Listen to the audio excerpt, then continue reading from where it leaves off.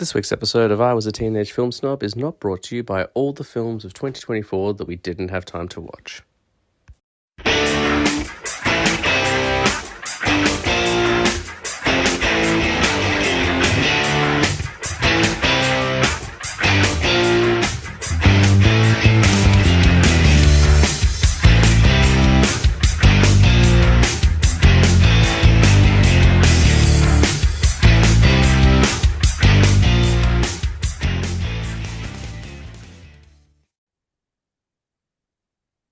Welcome to I Was a Teenage Film Snob. I'm James Chalmers, your friendly neighborhood film snob. And guys, it is 2025, which feels really bizarre saying. 2024 seemed to just fly by. Um, but here we are. We are halfway through the decade. We're a quarter of the way through the century, or about to be a quarter of the way through the century. And we're preparing for a whole new year of wonderful movies. I'm very excited for 2025. We're going to touch on that today, of course. But the first thing we'd like to do, the start of a new year, is do a bit of a recap and review what we saw in the year before and what we loved. And if you've been following the show for a while, you'll know there's one person who must appear on that episode every single year. There's no one I would rather break down the previous year of film with than my very good friend, Mr. Nick Owen. Welcome back to the show, Nick. Hello, James. Thank you, as always, for having me on the traditional yearly wrap-up podcast. Very excited. I mean, the listeners have you to thank because normally I'll message you in the last week of December, um, maybe even the first week of Jan, and be like, "Hey, end of January, should we catch up at the end of January to do our recap? We can, take the time to watch a few more movies." And you actually got ahead of me. You were like, "Hey, this week, let's get like I guess look behind the curtain. It's still technically 2024 when we record this. It's not even Christmas yet, but you were like, I'm ready. I've watched just about everything I think I'm going to watch before the year ends. Let's do it." And I was like, okay. I was like, I have two more movies to watch. Just give me Joker and Terrifier, and then I will, and then I'll be good to go. And I messaged you as soon as I finished watching Joker the other day. So yeah, Yeah, it's all yeah. And thanks I, to I feel you. like I hit the end of the year with a lot of momentum catching films. I think I was, waiting for a lot of the releases this year Mm. that I hadn't seen in the cinema to hit streaming or something. And so like the last few weeks in December, I've just been smashing out as many films as I could. And I'm like, right, let's Yeah. let's make some hay while the sun is shining, as they say. And Also, there's, this being an audio medium, like people can't see me, but I'm not in my usual place, and I feel like I'm really trying out some new lighting. do you know, I didn't even notice that. I noticed the light behind you, but your your partner is with you today, like not on the recording, but I just saw her before, and I was like, did they move in together? And I guess I probably should have asked you that before we started recording. I was like, are they living together? No, We're I'm like, just at what? Elise's house. Hmm. But yes, I I've got like some I very like low the new lighting digs. that's casting a shadow. I look like I'm in like a Robert Eggers movie. I've been talking about a film I haven't seen yet. Jeez, I want to see Nosferatu very badly. Mm. I am still in Scotland, and even when this releases, I'll still be in Scotland. You can see my Scottish cottage behind me, all decked out for Christmas, and a big old pile of Blu-rays that I'm still working through. Um, but I'm loving yeah, the decorations though. Where did you find a tree while not in your sort of home digs? so there is a retail store in the UK called B&M, which is kind of like their version of Kmart. So it does like homewares, it does like some groceries, and it has like an outdoor area as well. And they were selling Christmas trees, so we picked up one. And I think like 98% of the decorations are homemade. So like Mm, that's very Tina cool. and Zoe baked some gingerbread stars, and then she threaded them around the tree. They made paper chains. But we all got to pick one Christmas decoration each. So when we went to the shop, Tina was like, we should, because we're trying to do it on the cheap side. We are very close to the end of our trip, and we will do like a big trip breakdown episode at one point. But as the trip comes to an end, the funds get shallower and shallower. So we're trying to do a few things on the cheap, and make sure we're spending the money on the important stuff, like Christmas dinner and a few little last minute trips before we come home. But yeah, by the time this comes out, we'll only be about 2 weeks from home, which is crazy to think. Um, 7 months Yeah, I'll have been overseas, I which is would personally be Oh, I'll be sad for you guys that your big trip is sort of concluded, but it'd be good to have you back on home shores so we can catch up in person. It'll be great. I'm really looking. I mean, I'll miss Scotland, but like we were talking about it the other day, Tina and I, and she was like, "Oh, you're counting down," because I said something like, "Oh, like in 3 weeks' time we'll be home," and she's like, "That's the first time you've used a time frame. You're counting down." I was like, "Oh, I guess I am like." Not in a bad way. Like I'm not, trying to get. I'm not like, oh my God, get me out of here now. But I've been away from my dogs for 7 months. I've been away from all of my stuff, my house, our car, you know, my friends, my family. Like we've been away, we've been away from a lot of stuff for a long time, and I think going from accommodation to accommodation is this really exciting adventure. But you never truly settle. Like you can't settle because you're not living there Mhm. really. Like we're traveling and living here for 6 7 months, but we're not really living. We're not established. We have to pick up and leave every couple of months. So it'll be nice to go back to kind of let that smooth consistency, which is what which is what living is. So definitely looking forward to coming home. But at the same time, we're certainly not trying to get out of here any sooner than I need to. Still going to lap up every moment we get. So yeah. Oh my goodness. Um, got very poetic there for a second. Well, not poetic, but yeah. But yeah, great to have you on the show. It's been a little bit inconsistent with episodes over the last couple of months. I didn't give up, but I was just like, you know what? I'm not going to force any episodes. I'm just going to record when I'm feeling it. If people are free, we'll record. But if people aren't free, then I'm not going to just try and make something out of nothing. So um, getting you on this week is awesome. Then I'm actually doing a recording tomorrow, which will be the last episode 2024. So I'll have back-to-back episodes for the first time in a while, which will be nice. Yeah, Um, yeah, and I think it must be like it takes a bit of bandwidth to sort of plan an episode. That even as coming on as a guest, you want to think about the points you might mm. want to discuss. So I could imagine having to sort of plan like a maybe I'm giving you too much credit, but a running sheet.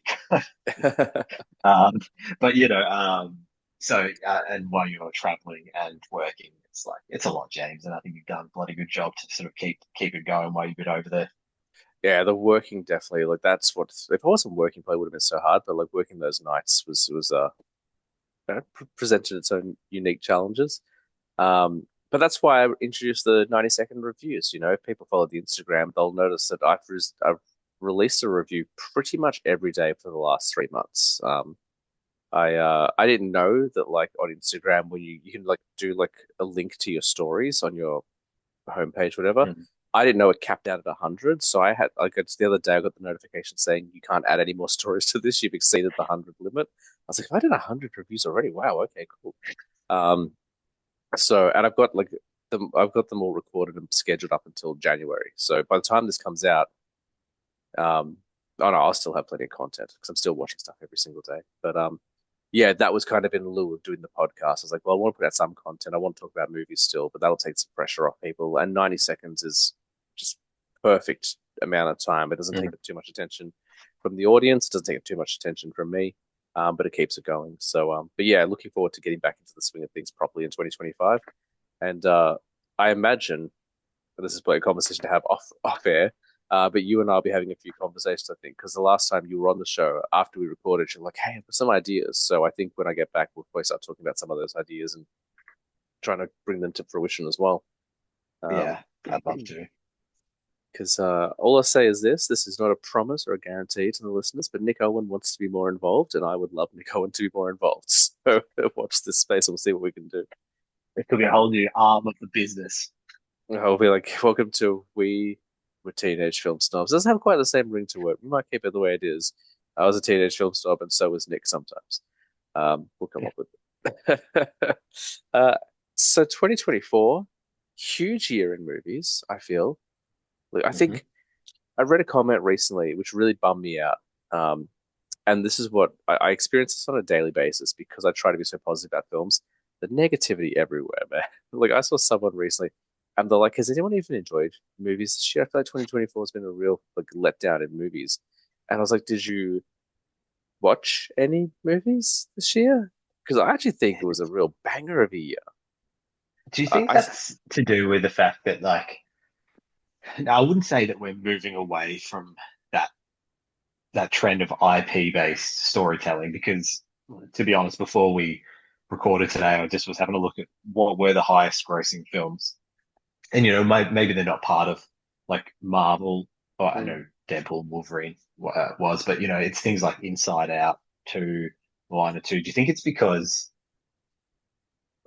that we haven't got those big tentpole releases like there's you like the last 10 or 15 years we've become accustomed to like there's always going to be like an Avengers or an Mm. Iron Man or a Captain America type thing that kind of it sort of anchors the year in movies and it Well, this particular person, I won't name names because I'm not going to speak ill of them, but I disagree with them. So because I disagree with them, I'm not going to speak ill. I'm not going to name names. But this particular person I follow on Instagram tends to avoid the mainstream stuff. They tend to be way more into the less common, the independent, the not IP based stuff. Which to me, I was like, there was so much of that this year. Like having Marvel, like you said it yourself, like Marvel only released one movie this year. Like Sony Marvel, they had three, but MCU Marvel they only had one. DC only had one. Like that just freed up so much exhibiting time. There was so much Mm, more room for other movies, and like we'll get to it, but horror had a phenomenal year. This might have been one of the best years in horror in a long time, and like horror's had its pretty good years over the last, 4 or 5 years. But um, I think like I thought that I would miss the Marvel content. I really did. I was like, oh man, I'm gonna really miss out on all those Marvel movies. But we've got three next year, so that didn't take mm, long to get back on track. And I didn't miss them. And I'll say this is a bit of a spoiler for my list. This is the first year in over a decade where I don't have a comic book movie on my list for favorites of the mm. year. And even we were gonna do top 10, and then you messaged me like, "Can we do top five?" Actually, I was like, "Yeah, yeah." Even when it was top 10, I didn't have a comic book film on my list. Yeah, I no, I'm the same. Like and I enjoyed the ones that I watched, and we'll talk about it because they're my honorable mentions. I enjoyed them immensely, but it was just a there was just so much more interesting stuff going on. So I was disappointed to read that comment because I just felt it was low hanging fruit. I just figured it was like internet boy being internet boy. I'm going to complain about movies because it's an easy mm, punching bag. I'm like, this is why the industry is dying because everyone's complaining but not bringing solutions. Like, stop complaining mm. unless you're something Yeah, positive to contribute. Like, please stop. Please stop. yeah. Um, I think another like doing some thinking about what even is 2024, what even are movies these days. I think it's like interesting. There's still this push and pull between like a release in the cinemas versus what's the streaming platforms, which are now making content designed yeah. to be seen at home. And it's really interesting. I've definitely got a mix of both. Like so, my top five is some absolute banging box office hits, Mm, and definitely some smaller streaming type films. But it sort of still feels like we haven't quite found an equilibrium between what is the future going to look like. I think mm, I feel like over the last 5 years, Netflix and Apple TV and Amazon as well, like the big streaming services have really put a lot of money and resources into getting the right creative people into to I think give their movies some credibility. mm, Um, and we've sort of been through that. I think Apple TV had a movie that won Best Picture a few years ago. Can't remember what the name of the film. So like about the deaf girl. Awful that I don't know the name of it. Oh, okay. I don't remember either.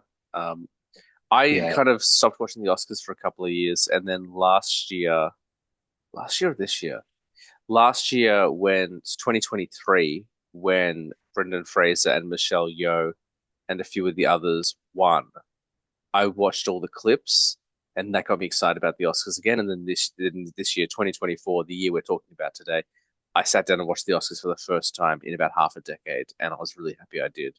I think the last Oscars I watched from start to finish previously was the one where La La Land won but didn't win but did win, and I Mm. was like, if you guys can't make sense of this, I got to take a break from you guys. And then the pandemic happened, and I didn't care for a few years. But yeah, so I'm a little bit behind. I think it was either earlier this year or last year, you were quizzing me on all the winners of the Academy Awards, and I was like, oh my God, Yeah, I have I no remember idea. that. Yeah.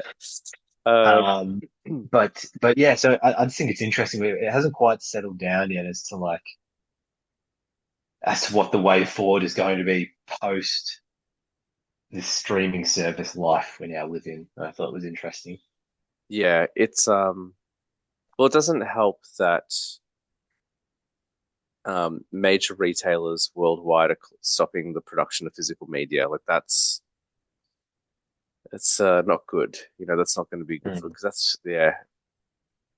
I but also like people just the problem is the general audience doesn't understand how it all works, and that's not me like taking a swipe at people. I'm like, oh, you're an idiot because you don't pay attention to stuff. Like that, I don't expect the general audience to pay attention to this sort of stuff. Like it's not interesting to them. But at the same time, like they don't realize the damage that streaming is doing to the industry, and they're like, oh well, I'll just wait for streaming, like not realizing that like I don't know, like when I was a kid, going to the movies was a treat. And then I became an adult and I could do it whenever I want. And now I think the event of going to the cinema has been taken away because of streaming as well. So like when we were kids, I was like, oh my God, like mom and dad can take us to the movies. That's so awesome. Like, we get to go once, maybe twice a year. Like I didn't go to the movies that often as a kid. Um, and my daughter goes to the movies a lot more than I did as a kid. I think she's been to 5 movies this year. Like I've taken, like, I haven't been to the movies that much this year, and almost all of them were with her. But I feel like the event of it has been taken away from the general audience because of streaming. So it's like, why would I go and spend money on popcorn and candy and soda? And why would I go pay, overpriced tickets? But it's like, that's part of it. Like, that's always been part of it. It's the idea is it's an event. Like, if you go to the theater, if you go and see, like, I don't know, I'm trying to think of a theater show, like Billy Elliot. That's a movie as Mm. well. I'm really struggling. Like Wicked, well, that's a Wicked. movie now as well. If you go and see Wicked, you don't complain about the price, and all the snacks and everything are just as overly priced as the cinema. But because like it's the theater and it has kind of this like almost um reputation, people are like, oh, it's the theater. It's the theater. It's so grand. Whereas going to the cinema, it doesn't have that same kind of valor as excitement as the theater. So I don't know. Like I think the general audience maybe isn't as informed. And I know this because I've got friends like who I'll talk to on Instagram and stuff like that, and they refuse to buy physical media, and I get it. Like physical media like takes up space and stuff like that, but they won't go to the movies. Just wait for streaming. I'm like, why? Like the worst possible way you can enjoy this medium, aside from on your phone, is on your TV and on like on a streaming service. Like you're not getting the best picture quality, you're not getting the best sound. But again, like the general audience doesn't care about that, but they will. But by the time they do it, it'll be too late. So Mm. listen to me going on yet another rant about streaming. Uh, I want to start yeah, but 2025 on such a positive. another theme that I was thinking about, in the past year in movies is is like boomers bucking the trend of where we're going and like betting it all on themselves. And I've got three specific examples. Is Robert Zemeckis with the film Here, Francis Ford Coppola with his insane Megalopolis. Megalopolis Oh, I movie, really want to see it. I know it's meant to be insane. I really want to see it. Like it sounds and crazy Kevin Costner with The with Horizon. Horizon. And I just think it's these boomers who the world hasn't taught them that you can't just control everything and like that you've got to play the game. And they're just like, no, I've got a vision. I've wanted to make a film for 30 years. I'm Mm, putting my own money into it. And like, for the most part, they really did not do well. yeah. I think the problem with well, I don't. What was the first one you mentioned again? Here, I haven't seen here. I haven't seen any of them to be fair. But Horizon and Megalopolis or I can't remember, I think it's called Megalopolis. They're all like what 3 hour movies. Like they're both 3 hour movies, Well, and Horizon is part one of like five. Like four. that's of four. Okay, and that's the But thing. I've got a Like, lot to say about Horizon, and I don't want to step on spoilers. It may come up later because okay, I really enjoyed it. But there is an arrogance to thinking like no one at the moment is asking for a 4 part that's like probably going to be 12 hours of the Western movies, and there's an arrogance to just like forcing it through. So yeah, Yeah, but I don't know. the same could be made, like the same argument could be made for the MCU. Like the MCU is basically that. Like it's a 40-part story. Like it's the difference is, even though people weren't asking for it, it surprised people and got people engaged. Um, and I don't think it's even the genre. I don't think it's even the fact that it's a Western because Django did huge money when it came out, Mm. what, 12 years ago. Um, I don't think it's the fact that it's a Western. I think it's a perfect storm of things that, maybe not the best marketing because I still haven't seen a trailer for it. Like there was no trailers on TV or in the cinemas and I didn't go to the movies as much as I would normally, but I went to the movies a few times and I saw some mature content. It wasn't just kids' movies. I didn't see a single trailer for it. I haven't seen any posters for it out in the wild. Um, I think they should have done what Dune did, like Dune, which I would argue is very much like a Western, like it's a lot of sand. And Yeah. they Yeah. didn't advertise Dune as part one. They just advertised as Dune. Mm. And then at the very end of the film, they were like, part one. And then like, okay, cool. So there's more. I think like even something as simple as just changing the title from Horizon Part One to just Horizon might have drummed up a bit more interest. I don't know what the budget was. If it's 4 parts, my God, like that budget's got to be Mm. astronomical. Like it's going to be quite an expensive film because he's doing a lot of But things practically, I imagine as well. it was 4 parts, but this weird release schedule where there was a plan to release part one. They filmed the first 2 parts Mm, and then release part one, and then part two was going to come very, very soon after, like within 6 months. mm. But the issue there is you're not really giving people like the only people who are going to see part two are The ones people who just have part seen one. part one, Hmm. and there's the natural attrition of people who maybe just didn't enjoy it or whatever. So your pool of seeing you're relying on part one to be an immediate massive success. You're Mm. not giving the people a year and a half to like marinate on it, and maybe people have seen it on streaming and stuff. So I don't know about that as a release schedule, but I mean, it they works. pulled part two anyway. It works for Lord of the Rings though. Like it, do you know what I mean? Like, and like, granted, I'm like, 25 years ago when Lord of the Rings came out, like it's a very different time. The cinematic landscape is very different, but it can be done. I think like you got to get butts in seats, and I think that's the biggest challenge. We are going to talk about some fun stuff soon, I promise to the listeners. But we won't talk about the death of cinema. But like, I went to Deadpool and Wolverine opening night, and the cinema wasn't full. Like I was worried I'd have to like that I would be selling tickets, and I got my tickets very easily. Um, it wasn't full, and that was arguably the biggest movie of the summer. Like that was the one that was supposed to, and it made the money. And I was in the UK, so I've been to a couple times in the UK now, so I wasn't sure what to expect. Um, 'Cause the Americans obviously love their movies more than anyone else, pretty much. Mm. But it was like three-quarters full, and that kind of surprised me. Um, I'm trying to think like I did see a full cinema this year. I think Planet of the Apes. When I went to see Planet of the Apes, the cinema was full, and that made me happy. I was like, good, like thank God, like please, like we need people in the cinema. Um, but yeah, I think a big part of it is getting butts and seats. And yeah, like a film like Horizon probably would have done huge money in the 90s. Like in the Mm. 90s, you tell me, I mean, first of all, it's the height of Kevin Costner. Like he could be no bigger than he was in the 90s. But if that movie came out in the 90s, like you would sell all 4 parts in the same year. They're like, just do it. Don't worry about it. Just do it.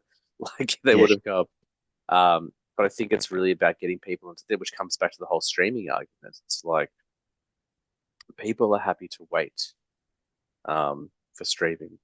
Um, yeah, I don't know. I got a lot of thoughts about streaming. I don't want to bog down the first episode of the year with all my thoughts on streaming, but it is the yeah, thing that's it's. I saw someone else saying like it's not streaming that's killing the cinemas. It's bad movies. No, it's not. I'm sorry, it's not bad movies. They've always been bad movies since the invention of cinema. Like the first day someone shot that footage of the train coming at the camera, someone shot something way less interesting. There's been bad movies since day one. Like you can't blame bad movies. There's more bad movies now, but there's more good movies as well. Yeah, It's there's not just that. more movies. It's it's people not finding the motivation to go to the theater. And I'm guilty of it. Like I couldn't do it this much this year because I've been overseas. It's been harder to get to the movie theater. But there have been times I'm like, oh, I'll just wait, and then I'll see something. We before we started recording, Tina and I sat down. We're watching Hook for the first time. I've never seen Hook before in my life. I've heard about how amazing it is, just never watched it. It's not been available in Australia for a long time. I picked it up over here along with over 100 other Blu-rays. Um, and we sat down and watched Hook, and we're halfway through it. And I was late for the recording because I was enjoying Hook. I was like, how come it took me 36 years to watch Hook? This movie is incredible. Like, and that's what I'm like with a lot of movies. I sleep on them. I'm like, oh, I'll just wait till it comes out on, like, I'll at least pay for a physical copy. Um, but been guilty of as well. I'm like, oh, I'll just catch it later. And then I regret not seeing it in the theaters. So, um, anyway, Mm. like, there you go. Me on a tangent again. Um, Before we talk about 2024, can we talk about some news? I imagine, again, I can't tell the future. I imagine last week's episode, which hasn't come out yet, I'll probably talk about as well. But the biggest piece of news, I think, in the world right now for movies is the fact that we just got the first teaser for Superman, James Gunn's 2025 DCU reboot, Superman. Have you watched this trailer? I have, James. I think I Ha- saw it the first second it was released. How many times have you watched it? Because I've watched about five. Um, Look, just the once, just the once, but I did think it was a very promising.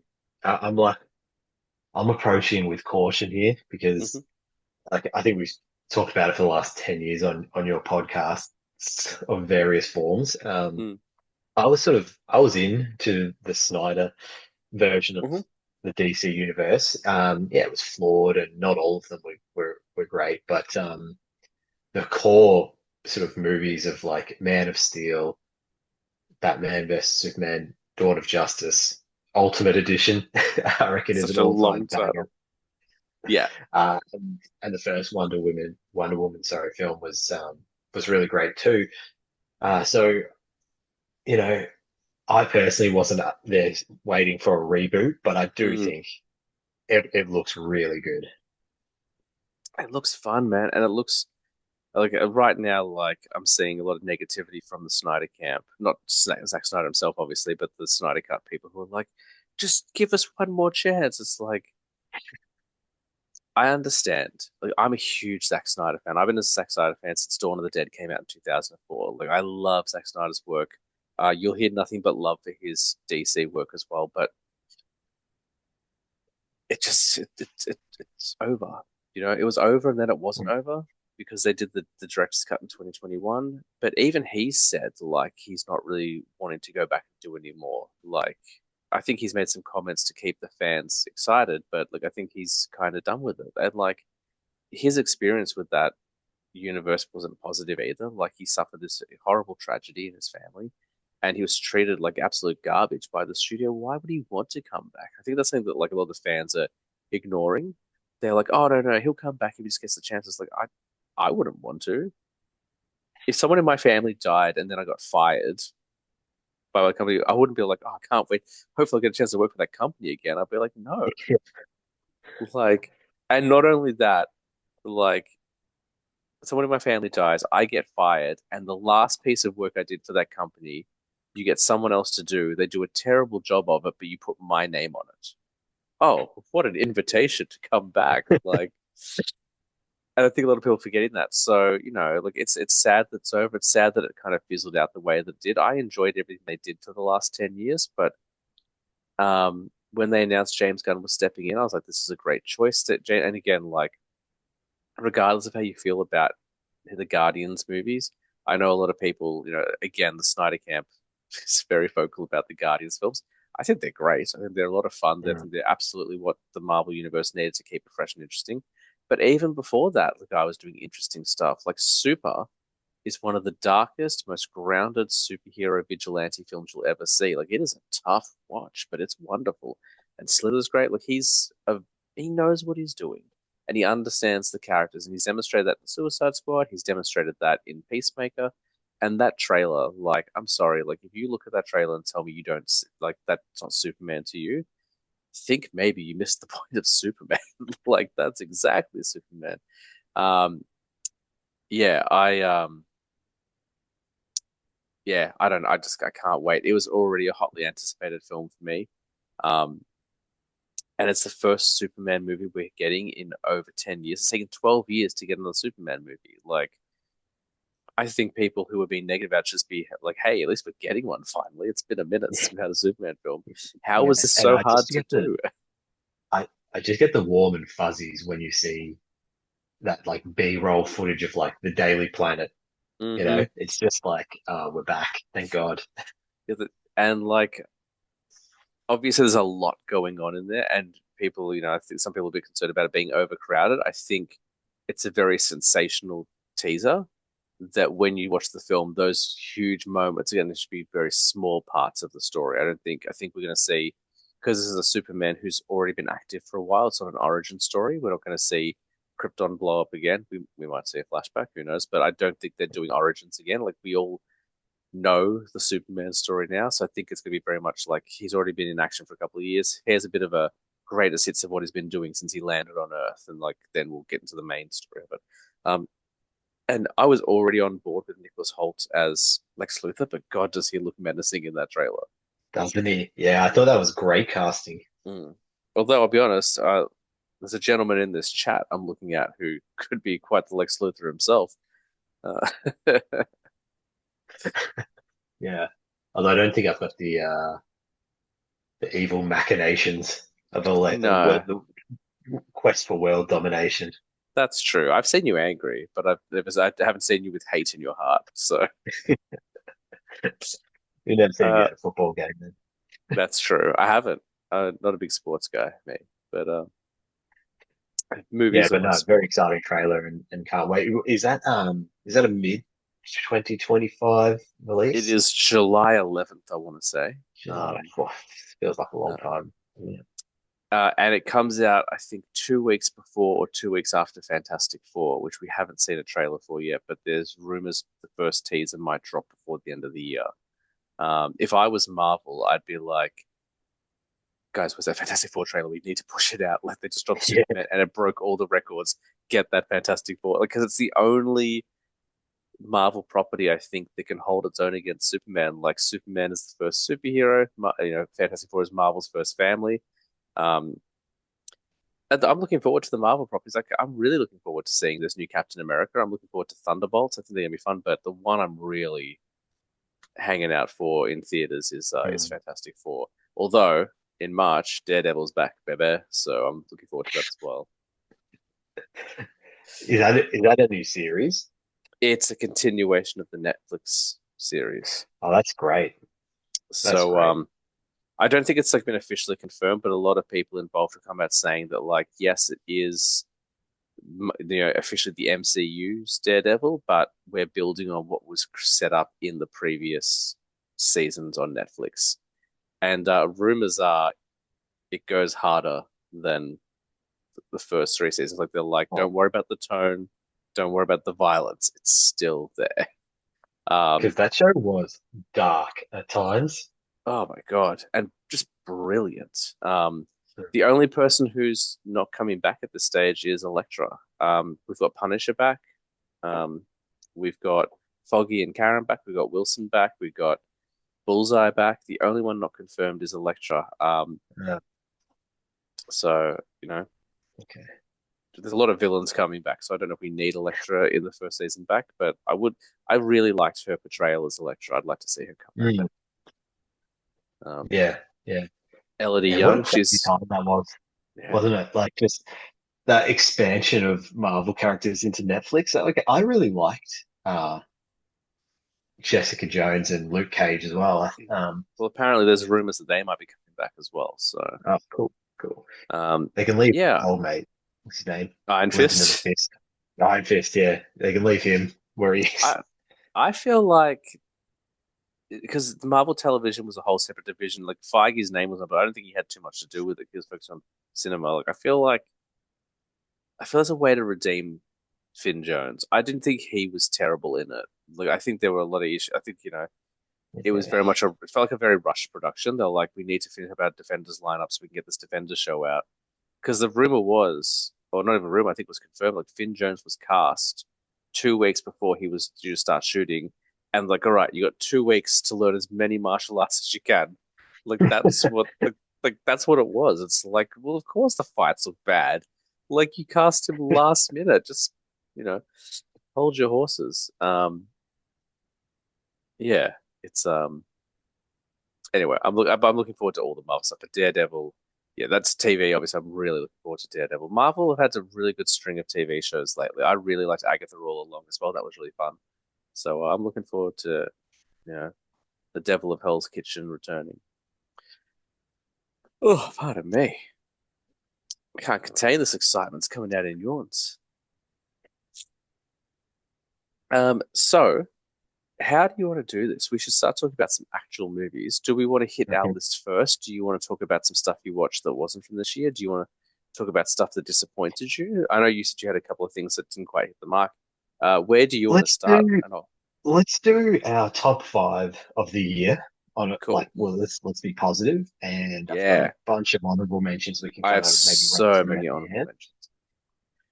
And then yeah, I just thought it'd be worth mentioning a couple of films that came out, and I'm not saying they were bad films by any measure, but I just thought maybe it just didn't quite, whether it was like a production issue or whether it was a remake that like didn't quite capture what the original was going Mm, for. So yeah, does that work for you? that sounds great. Before we jump into it, can I just say, I opened the show by saying 2024 was an incredible year for films. There were no. I'm trying to. This is a very positive thing I'm going to say, but it's going to sound negative.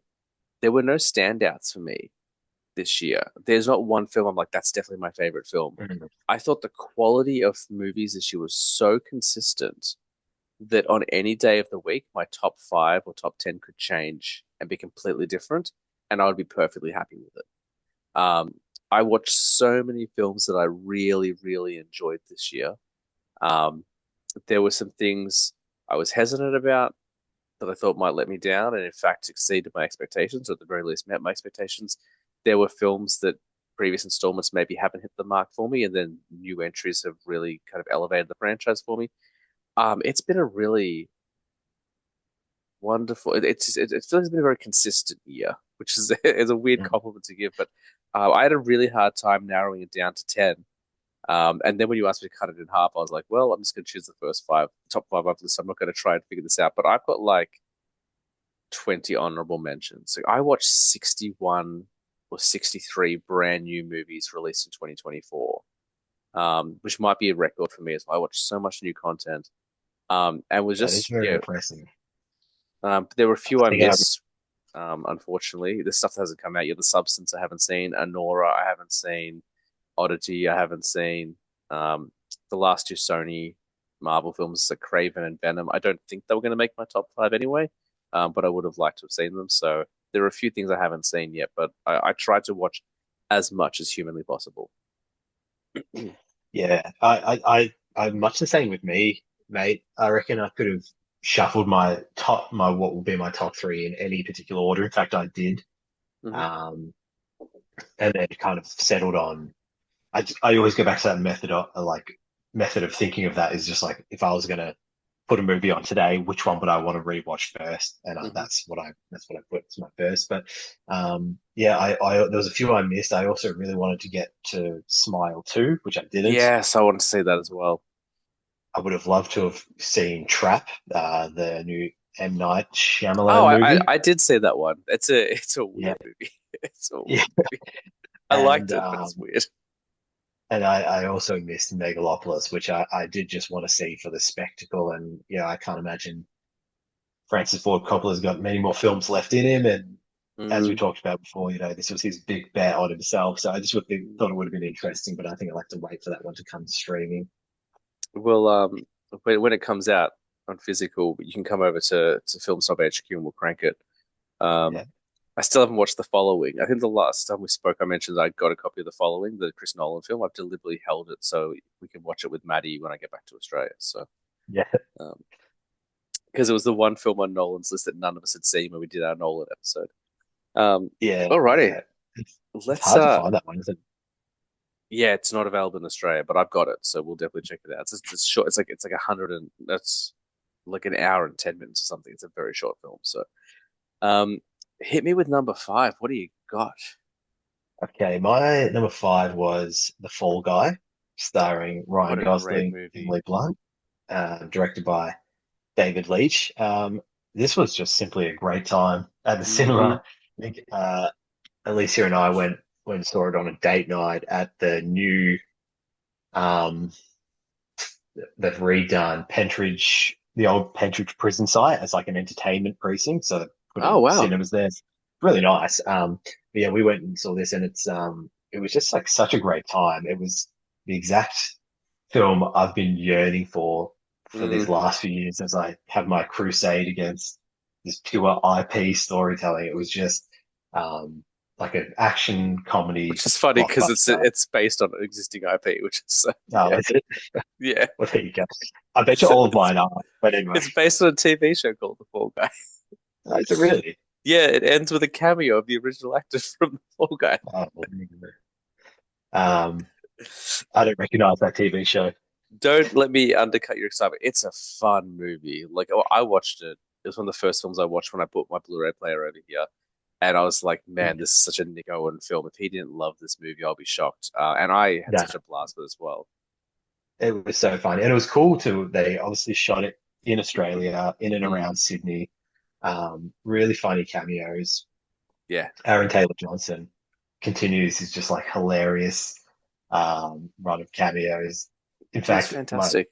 Yeah, I just yelled this out to Alicia at random times. But probably my funniest line of the year is when he's talking about his diet, about just pure protein. yeah, And Ryan Gosling's like, your brain needs carbs, which I find funny. But yeah, no, just really, really great action, very funny, and great time at the cinema. yeah. It's a fun one, man. It's not on my top five, but it's definitely an honorable mention. And those two, like the chemistry between them is just electric. They're so much fun to watch. And yeah, I enjoyed the Australian backdrop. Obviously, America only knows Sydney still, because Australia's been the backdrop for a couple of films this year.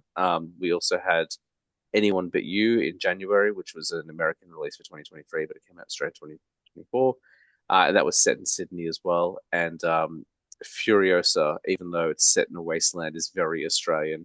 But it does seem like America only knows Sydney still, so we have to remind them there are other cities that they can check out. But no, I really enjoyed The Fall Guy. That's a great start to your list, man. Uh, my number five, I saw before I went on my trip. So there's only two in my list that are from before I was on my trip. This is also going to be a very horror dominated list. In fact, this is the only film that's not a horror movie. The rest are all horror films. Um, and when I watched it, I was like, it is going to be hard pressed to not make my top five. I enjoyed it so much. And it was Boy Kills World. I don't know if you've seen this one. I didn't. No, I missed this one. So Boy Kills World stars Bill Skarsgård, who's still the poster child for just about everything. He's had a year. He had Boy Kills World, he had The Crow, which a lot of people didn't like, and he's got Nosferatu coming up as well. Um, but basically, it's just a revenge story. You know, it's about this boy whose family is murdered in front of him, and he escapes to the jungle, and he meets like this kind of martial arts master, and it's the guy who's been in like all the Raid films. He was in The Force Awakens, stuff like that. He's Mhm. um like an Indonesian martial arts guy, and so he gets kind of trained to be this ultimate warrior, and then it's just him kind of hacking his way through the city to get revenge on the people who killed his family. Um, but the selling point in the trailer that made me so interested is that the character is mute, so Bill Skarsgård never talks. It's all narrated, so he's got an internal monologue, and the internal monologue is provided by Bob from Bob's Burgers.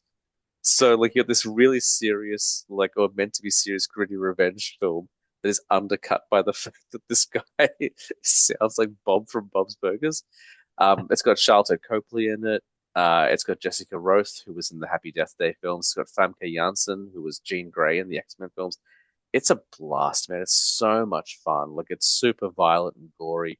and ridiculous. It feels like Kill Bill meets Bullet Train, meets the Raid.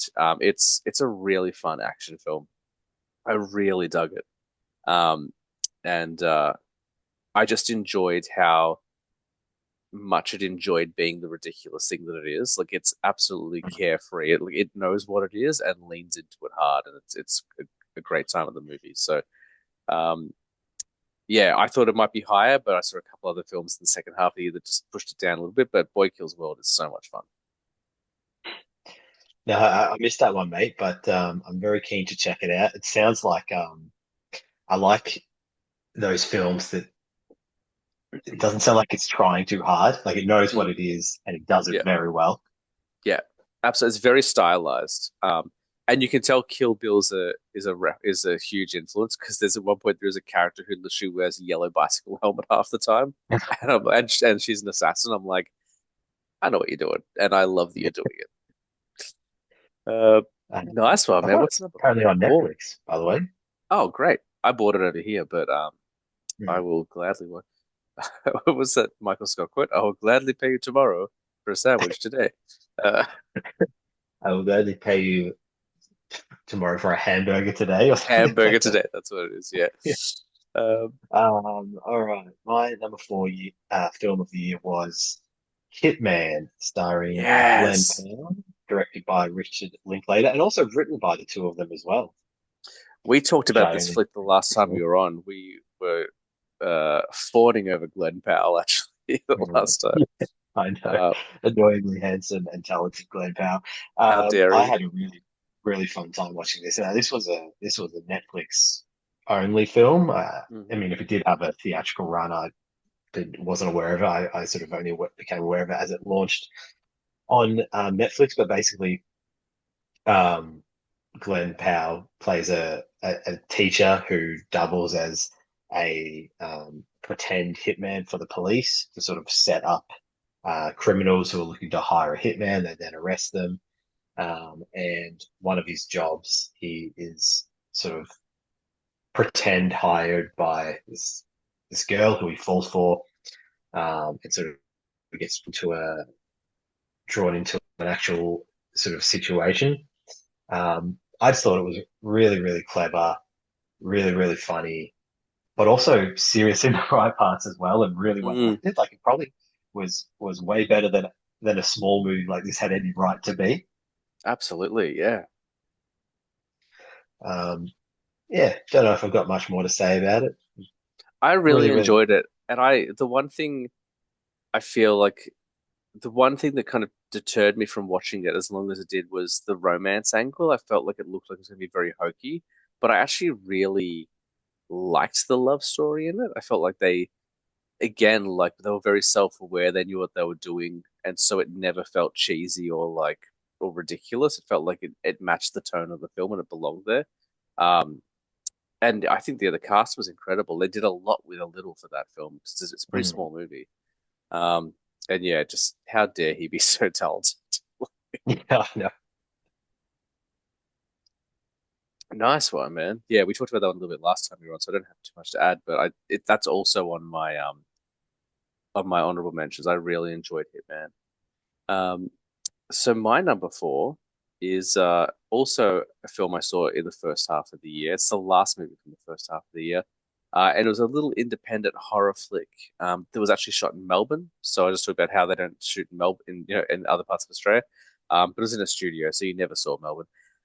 Starring a young man named David Desmalchin, who you might know as the Polka Dot Man in Suicide Squad. He's also the insane Arkham patient in The Dark Knight. He was in the Ant-Man films. He's done a ton of other things as well. And this was Late Night with the Devil, um, which is a film I'd heard so many wonderful things about, but I was really concerned I wouldn't enjoy it because it's found footage. And I've talked about this on the show a few Mm. times before. I'm not the biggest fan of found footage horror. I'm slowly kind of dabbling with it and finding some stuff I do like. But for the most part, I find found footage to be an excuse to make a cheap. Like a lot of people just like, oh, it's cheap. It's cheap, so we can shoot a Mm. film, on next to no budget.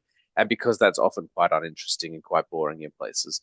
Um, But the way they kind of took the concept of found footage and turned on its head, basically it's the character of this like late night talk show host from the 70s, and the tape just happens to be a lost tape from that night where something went, like it was a Halloween night show or whatever, and everything went wrong, and no one had seen the footage until now that it's surfaced. And there's cult stuff in it, and there's Satan in it, and there's demon possession on TV.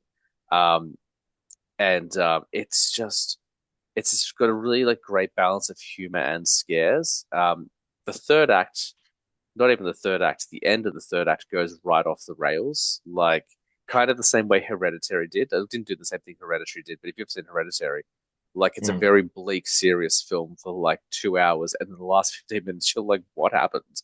And that's kind of the same structure for Late Night with the Devil.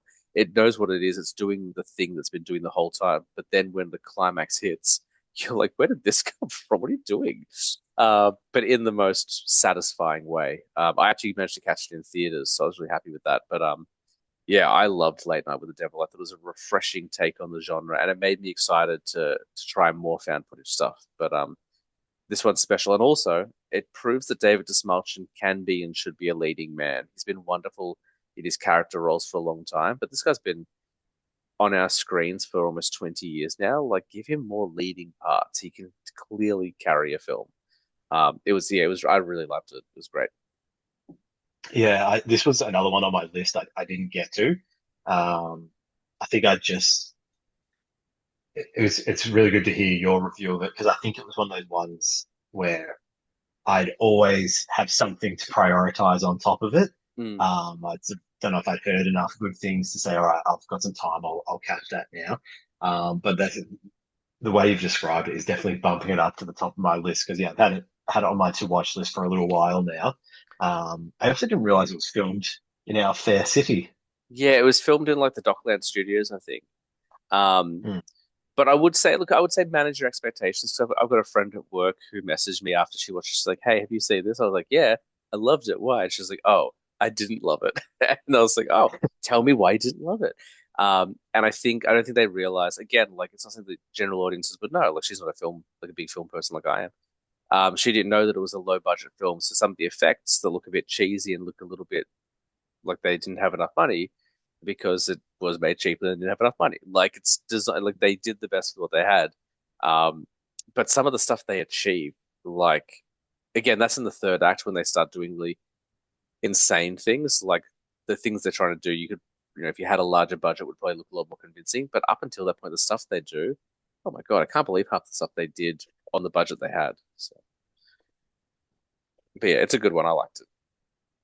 Excellent pick, mate. Number All right, what three. are we at? Number three. Sorry, I just went a little bit Italian there. Sorry. Well, you are in Europe at the moment, so Not anymore. Brexit, baby. So oh yeah. I'm not allowed to be part of the EU. Can't say that. But I was in Italy, so yeah, let's take that. My number three was Horizon, an American Saga, Chapter One, Nice. which we sort of roughly touched on in the totality Mm, um, of the series before we got into our lists. Um, Probably say have this one at number three, understanding that I think a lot of people were mixed on it, maybe just didn't nonplussed, didn't really feel anything for it, and I definitely see why. But this is one of those films that sort of directly made to go straight into my brain. mm, Like I'm a big fan of westerns. I love epic like storytelling on this scale, and particularly like I think what Kevin Costner is great at as a director is capturing really great like the epic scale and vistas of the old West. mm, Um, but I understand people's criticism, and if you're not here, like if you're not a massive fan of the genre and you just want to see is this a movie for me, it doesn't have a defined start, middle, and end. This mm. film is just the first chapter, so Yeah. it follows three different story tales. So one is the people of this budding town called Horizon. Mm, Another is it follows Kevin Costner's character, um, as he sort of escapes and protects a lady from this criminal family who's chasing her. And then the third is like following a wagon train of traveling, a band of travelers as they move to presumably towards the town of Horizon. And these three storylines never connect and intertwine in this first chapter, so they remain separate. Mm. And the film kind of just ends without resolving any of the stories. So it very much is chapter one. And I could see why that would turn a few people off because if you're going to give up 3 hours of your time, you probably want some sort of resolution. But for me, that's not a big issue for me. I'm just happy to have stories like this being told. I think Kevin Costner is one of the greats as a leading actor in a film, and he comes in at about the hour mark, and then the film just launches into the stratosphere at that point. Mm. One of the big regrets of the year is that I didn't go see this in the cinema. Mm. I could have, maybe my $20 would have helped launch part two, which they pulled, unfortunately. Yeah. Um, Are they and doing then the a streaming release now or a physical release, well, or will they? I, I don't know, so they've delayed the Mm. release of part two, which is filmed and finished. But they, maybe he's struggling to find a distributor because it's the first one just didn't make enough money. Um, Yeah. Or they might be like, look, part three and part four, can we condense that into like mm, 2 hours so we can yeah, wrap it up without spending too much money? Like that might be the way they're approaching it. yeah. But I mean, he put his own money into the production, so Mm. um, I think that I think that the thing with this film is he's just looking for a distribution Mm. partner. I think the film is already exists. I don't think it's made with studio money, so to speak. I'm sure a little bit of it is, but yeah, um, it's definitely a throwback to a film that you don't really see too much. And I hope that there's enough support there for him to finish the story because I think it would be an epic 4 part series. But Mm. yeah, the other thing I'd say about it is they went so far. He's obviously doing this off his own back. With putting his own money into it. I would have appreciated filming on digital because, sorry, on film because Mm. it's filmed on digital, and I think that uh, you see the classic westerns, and it just pops that those vistas pop a little bit more on film. Um, there was a TV show from a couple of years ago, a single series called I think it was called The English with Emily Blunt. I don't Okay. think it was seen by many people, but it was really fantastic, and that was a western series filmed on film, and one of the most beautiful things I've ever seen on screen. That show, really great Yeah. series. Um, and you can just this just feels a bit like TV when you see it rather than a film. That would be my only Yeah, other sure. criticism. Yeah, fair enough. Yeah, it's I don't know if it's readily available. I can check actually while we're talking about Uh, Horizon American Saga Part One. So we'll but see. yeah, so I think the second part was already meant to have been released, but they pulled that. In the Um, UK, and you so can watch Horizon American Saga Chapter One on YouTube as it was intended. Sure. yeah, Um, you can stream it in Australia. It's on Stan. yeah, Part Two has been delayed, but looks like it's still due for release. So, I mean, he could self-distribute. Like the guy's got enough of a name. I'm sure he could work out a deal with the theaters. Like if he funded himself, if there's no studio tied to it, um, then he should be able to distribute. Like he could do it that way. Um, Mm. whether he could make his money back is another thing. So I don't know what the budget was of these movies, but he could do it that way for sure.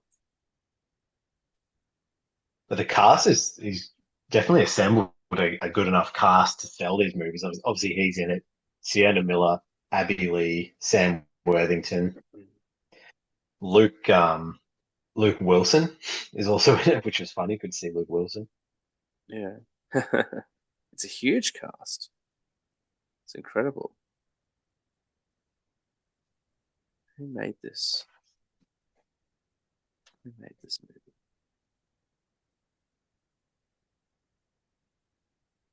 I'll keep vamping, shall I? So we don't have dead air. I can't say. Oh, New Line Cinema and Warner Brothers. I guess so Warner Brothers funded it. Well, Warner Brothers don't have a history of screwing their filmmakers, so I'm sure they'll be fine. Um, it's So yeah, yeah, yeah. I'm sorry. number Like, three, Horizon I, Part One. I don't think anyone's going to be tweeting, hashtag restore the Costnerverse. So we might be at a loss Yeah. there. That's a shame. Hopefully, he gets to finish his vision, or at least get to get part two out, and hopefully provide some sort of ending. Even if Mm. they reshoot the ending for chapter two, I'm sure that's not what he wants because he's like, look, there's 12 hours of story here. I can't wrap it up in 45 minutes. Um, but yeah, I'd be keen to check it out. Costner's always worth the time. The guy can't put in a bad performance to save himself. So um, at least it's getting its proper dues here. You're giving it a lovely shout out, Yeah. and I'll be sure to let him know. Um, alrighty, my number three. So this is the first of a couple that on my list that come from an existing franchise, and this flick in particular, I've seen the first two films quite a few times, and I've always felt uncomfortable saying that I like them just because of how incredibly violent they are and how sadistic and cruel the villain of the piece is. There's no redemption there. So going into this one, I remember like talking to someone else. I'm like, well, I do want to watch it. Like, I want to keep going, but far be it from me to ever include it in a top 10 list. Like, it just won't. It won't be able to scratch that itch. Like, I'm going to watch it. I'll appreciate it for what it is. I'll love the effects, but I don't really go into this film expecting to enjoy it. It's going to be more of an experience. But holy Christ, did I love Terrifier 3? Oh my God. It's oh my God, it's insane. It I talked about this with a few people now, and the thing about it is that yes, it's sadistic and it's cruel and it's brutal and it's got all those horrible things the first two have. But unlike the first two, it's got this really weird sense of like playfulness. So I never, which is what was missing from the first two, particularly the first one. But the second one, like there's some comedy in it, but it's far outweighed by the violence, the sadism. But this one, it's like kind of gag setup, fun, and then brutal murder, and then more fun and silliness, then brutal murder. And like because of it, it just works in a way where I'm like, oh, I have like there are some scenes in here that I did feel uncomfortable watching, and I won't describe because they are so brutal. But at the same time, I was like, I really enjoyed it, and I've just got to own up to the fact that I'm a Terrifier fan. Like, never been ashamed. I've never been ashamed of it, but like anyone who's familiar with those films and didn't like them, it's really hard to justify being a fan of them because they think you're a freak. But Terrifier 3 was fun, man. It's a Christmas movie, so that's good. Um, the practical effects are insane, and they're still rubbery enough that it's not like watching Saw. I've seen a lot of people compare Terrifier to the Saw films and say that they're worse than the Saw films. I disagree. Yes, the bloodbath is larger in Terrifier, and like the creativity is off the scale. But I'm never once watching a Terrifier film and being like, "Well, that looks real." And that is Mm. not a critique of the visual effects at all. Like I think they do an incredible job, but I think they know they're making rubber slasher films. The Saw films go for realism. They go for grime and dirt and grit, and you can feel that in those films. Um, it's my favorite performance of Art the Clown. Previously, I would watch him, look at him, and be like, "That is a scary looking character." I do think he is like I would look at him the way I think children in the '80s looked at Freddy Krueger. Like he is terrifying to look at. But three, again, that playfulness came in. I was like, "Oh, I'm actually getting more comfortable watching him," which I'm sure is a sign that I'm his next victim because once you get comfortable with him, that's when he strikes. Yeah. Um, but yeah, and there's so much more lore in this one. I know people really liked the two added a lot more backstory because the first one has very, very little story at all. But Well, it this just one, they, starts with those girls going into the late night diner, right? And then he's yeah, away. Like, pretty much. And mm, you never really get too much of who he is or why he's doing those things, which I think is what makes him scary because no motivation is often the scariest motivation. Um, and they start to build on the lore of his character in the second one, but in this one they give you a lot. He's like there's a lot of religious iconography coming into it. There's like demons and angels, and there's a I don't want to spoil the ending, so I won't say it, but there's stuff where I'm like, oh my God, like please keep following the story because you just like set up some cool stuff. Like as someone who's not religious but has been well indoctrinated in religion throughout his life, I'm familiar with some of those stories. I'd like to see your take on it. Um, so yeah, I can't believe I'm saying it, but Terrifier 3 is in my top five favorite films of the year. Yeah, I'm gonna watch. you know I'm what's gonna watch funny it is, again on Tuesday. It's gonna be my Christmas Eve watch. I'm gonna watch that and Die Hard back to back. It's gonna be my Christmas Eve oh, watch. nice. No, you know what's funny is like I actually had that on my list this year, and because I had heard that it was a really fun time, quite Mm, fun, quote unquote. Um, but the thing is like I've never seen I've caught like the first 10 or 15 minutes of the first one, and then mm. I didn't stop it for any particular reason. I was just trying to just get the vibe of it, but I haven't seen Terrifier 1 or 2, and so I haven't had the chance to get through them to watch the third one. So it's on my list, and I'm really, really keen to check it out. I just don't know They're when the time will be to smash out three of them in like a day. I think they're on Tubi. Um, I think they are. I know a little bit about your lady's taste in films, and this is not it. Like I know you said she's pretty squeamish when it comes to the violence. Like these are not ones to Yes. watch around. But the tone does change. Like the first one is quite grim. The second one, gee, like the first two have such brutal kills. Like someone gets cut in half in the first one, but not in the way you would expect to see someone cut in half. And I'll leave your imagination there. You might have heard about that one already. And then the second one, they have a murder set piece that was designed to replicate one of Jack the Ripper's kills. And whilst it is very rubbery, it's not pleasant. Like Mm. it's like I think back to it more and more. I'm like like the bits they play up for humor actually don't land for me as laughs. I'm like, oh, that's really sadistic and cruel, actually. Um, whereas this one, although like the this one here, like the kills, yeah, there's a graphic murder. It feels every 10 minutes. Like it feels like every 10 minutes. Like, all right, what's the next piece?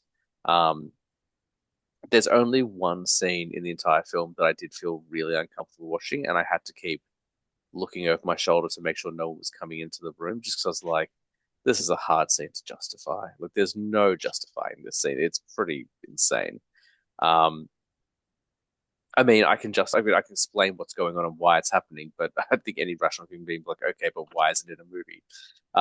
Which I think is a fair question, to be honest. Um, but yeah, and I was nervous going in because I knew that unlike previous installments, children were no longer safe. And that's been a trope in horror over the last couple of years. Children used to be protected by plot. You could never see children get harmed in horror films. And over the last few years, that rule's gone away. And the opening of this film is Art the Clown dressed as Santa, sneaking to someone's house and then kind of murdering the entire family. And again, children not safe, but it didn't upset me as much because I was like, oh man, like now that I've got a kid, I'm gonna really struggle with that scene.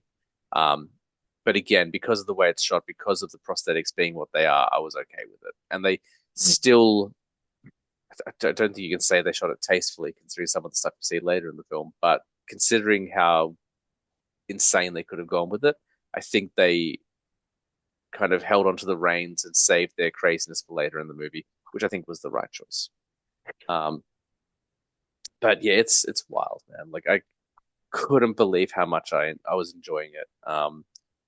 And yeah, I'm gonna watch it again Christmas Eve, which I guess I'm an absolute wacko. And I posted this is a little side note, this is just a little brag, but I posted my review of it the other day, and the director likes the review, which was nice. So that Oh, was kind of nice. cool. That's great. That was kind of cool.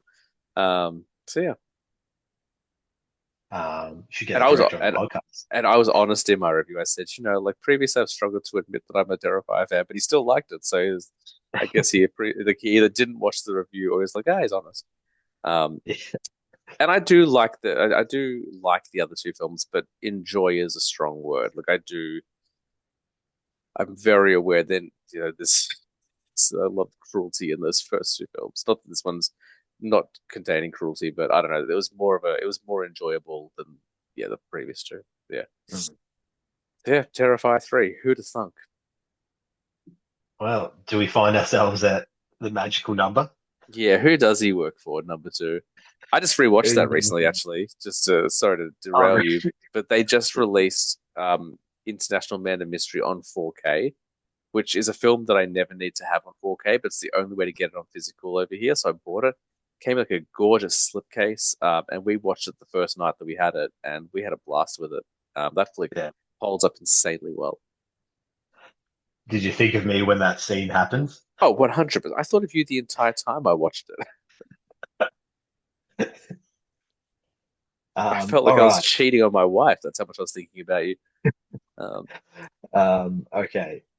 My number two film is Timmy Chalamet and the continuing adventures of his sand people, aka June 2. Interesting. I thought this was going to be your number one, so you have I surprised me a thought little bit. I thought that you might think that, so I'm Mm, enjoying surprising you here. Um, one of the biggest releases of the year, I think hmm probably the most um, epic film of the year in terms of scope and what you're seeing on the screen, as you would come to expect from Denis Villeneuve, who I think I've made this point on podcast before, but I feel like him and Christopher Nolan are just like hmm going blow for blow. You know, one releases a film and the other outdoes them, and hmm um, so epic. And this, as I mentioned, Chalamet as Paul Atreides, um, as he, I guess, ingratiates into the Fremen, the free people of Arrakis, and basically plots and takes revenge on the Harkonnens for murdering his family and hmm stealing the planet. And as a reader of the book, I thought it was like pretty well done as an adaptation. Like hmm the things they left out were probably right to leave out, and the things that sometimes would I was a bit uncertain of how that would look. Um, Actually was super cool. Like for example, the first time he rides a worm, I was not hmm sure how they would do that in the film, but it was one of the most epic parts of the film. Um, and the cast is just killer, like including Austin Butler as probably the primary antagonist was epic. One of the all-time great showdowns at the end when they fight. Zendaya's always great, but she's particularly good in this. So is Rebecca Ferguson, and then the supporting cast. I mean, is insane. Like Florence Pugh, Leah hmm Seydoux, Stellan Skarsgård, Javier Bardem, Christopher Walken. Like it is an insanely stacked cast. How did you feel? I remember I spoke to Maddie about this after the film came out, because she's also read the book and I haven't read the book. But one thing that she didn't like about it was the inclusion of Anya Taylor-Joy. So, what was your feeling there? Because I don't think that's in the book, is it? But like the unborn Um, sister is projecting herself as a full-grown woman. Like I'm not sure, but yeah, I I think like seeing her on screen, but I don't know you how other people needed feel to about it. do you needed to do that because the book is truly mental in that Yeah, sense. Like um, Rebecca Ferguson's character takes this the worm poison, whatever it is, mm, which like awakens her um, senses. I forget the terminology about what that is in the movie, but like because she's pregnant, like that poison goes into the unborn baby. So you have like the you have POV chapters in the book from an unborn baby's perspective, and then like sure. the baby comes out and is like a toddler with like the knowledge of all time or something like that. So I don't know how you film that and how you get a child actor to do that. So probably by projecting with an Mm, actual really great actor like Anya Taylor-Joy is probably how I would get around that too, to be fair. yeah, sure. Um, and look, I think the next film, which is I think going to be Prophecy, she'll probably have a lot more to do. Mm. Um, so she was only a very minor part of this film. And actually, I was surprised that they got through as much of the book as they did. I didn't think they would wrap up the first June novel here. I thought it was going to be a trilogy to just wrap that up. Mm, okay. Um, so I'm intrigued as to what the next June film will look like. I haven't read the June Prophecy book, but I have heard how mental it is. So yeah, it could be a trippy movie. But yeah, really fantastic. And like to be honest, James, this could have been my number one, but yeah, not quite. It's he seems to be in the Dune business now, old Villeneuve. So Yeah. pardon me. Yeah, I thought the visuals of that film were incredible. Like just the simple decision to shoot all of Austin Butler's homeworld in black and white. Like it's such an easy trick. It's not anything special. It's so effective. Just like, hey, just for these scenes, that's how we're shooting it, and it worked so well. I really liked the scene. It's been a minute since I've seen it, so bear with me. But I think like it must be one of like the villains' ships comes to land. They're trying to get onto it, and they're dodging the legs of the ship like it Mm, like Paul. Yeah, do you know what I'm talking about? I'm probably mm, butchering it, but like Paul and Zendaya are like waiting in the dunes or whatever, and they're getting ready to attack when it lands, and he has to keep like dodging the bullets and stuff. Like that to me, I think was one of my favorite action set pieces. It felt very frenetic. Um, but yeah, I've been watching a lot of Villeneuve lately. Actually, I just rewatched Prisoners for the first time in a couple of years, and that's an insane film. And I watched Enemy for the first time as well, which is a film with Jake Gyllenhaal. And I feel about Villeneuve the same way I feel about Nolan, which is look, I love these soaring sci-fi masterpieces, but I would like you to go back and make some more thrillers again. I just rewatched Memento. I'm like, can mm. we do this again, please? Like, can we go back and do some like more kind of human stories? But it's a look. That flick is stunning. It's such a great looking movie, Dune. And I've got to rewatch both of them at some point because they're definitely well deserving of another watch for sure. So, whew, All all right, right, man. James, do you want to tell us who number two works for? Yeah, number two works for me. No, that's not where that's going. Um, this flick was probably my most anticipated film of the year. When it was announced, it wasn't because this franchise has a history of disappointing me. You know me, I very rarely talk negatively on the show. But there is one franchise that I loved the first film. The moment I saw it when I was 17 years old, I was like, this film rocks. This film speaks to me. This is my genre. And then every sequel made to that film, every spin-off, has really disappointed me. It just hasn't matched the tone of the first one at all. And so when they announced another film from the franchise coming out this year, I was like, okay, well, just expect disappointment. And then they dropped the teaser trailer to Alien Romulus. And I was like, holy Christ. I'm like, did someone watch the first Alien movie? Because that's what this should feel like, and it feels a lot like Alien. I had very tempered expectations, even though it was highly anticipated. I've been bitten before. And the recent endeavors haven't been too bad. I don't mind Covenant. I don't mind Prometheus. I think they've got some interesting stuff to say. But all in all, I feel like they've never quite captured the tone of the first one. And I really blame Aliens for that. You know, a lot of people, obviously, a lot of people love Aliens more than Alien.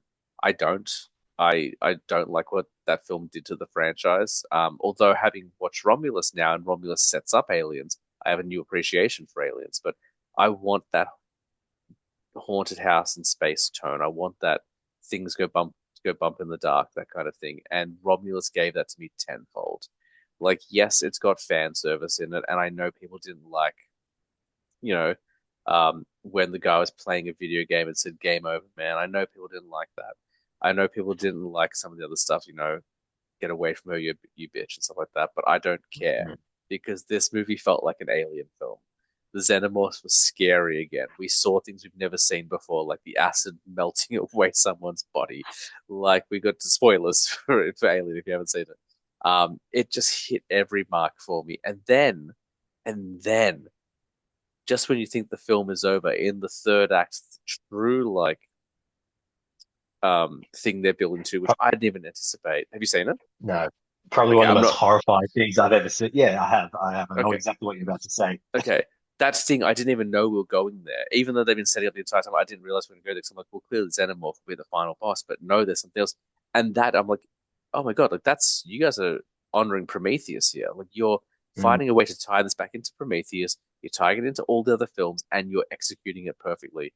Um, it, I just loved every minute of it. It just felt like what I've been wanting for so long. And Mm. is it as good as Alien? No, of course not, but it is the closest thing to Alien I've seen since Alien, and I loved Fede Alvarez for doing that. Yeah, It and made I me thought it was. Oh, go on. sorry. No, no, go, go, go. No, no. I was just gonna say, like, I thought it was like a gorgeous looking film. Like, Hmm. it was so crisp. It was like what I want from a sci-fi. Like, I know it's like sci-fi horror, but like, um, the ship was like Hmm. a gorgeous set. Um, I even liked the opening part Hmm. on the mining colony. Like, I thought that was Yes. just like a grimy, really reminded me of the Blade Runner universe. Hmm. And yeah, I thought like really good young cast. I don't know if that stood out to you as well, but I thought this is like a really young cast. Yes. Well, I was going to say Andy, the android, my favorite android from the Alien series. I Mm, liked him so much. Like, and you want to be suspicious of him because historically in the Alien franchise, androids not to be trusted. But like, he actually was a great companion to her as well. Like, he was really. I mm, liked that he was broken, so he was all stuttery. Um, yeah. and I also like. I won't spoil it just in case people listening haven't watched it yet. But the antagonist in the ship, the one who was trying to keep things moving for the corporation. What a great, what a great character to bring back. Why not Yeah. bring that character in? Yeah. Look, and utilized so well. Like, and yeah, no, I. So explain to me, James, because Mm. it's not my franchise. I like a lot of the films in it, but to me, like my favorite film of that franchise is Prometheus. I think that's the most closely aligned with what I like Hmm. out of like a sci-fi kind of like it's more sci-fi than horror to Yeah, me. sure. And it's the most epically told of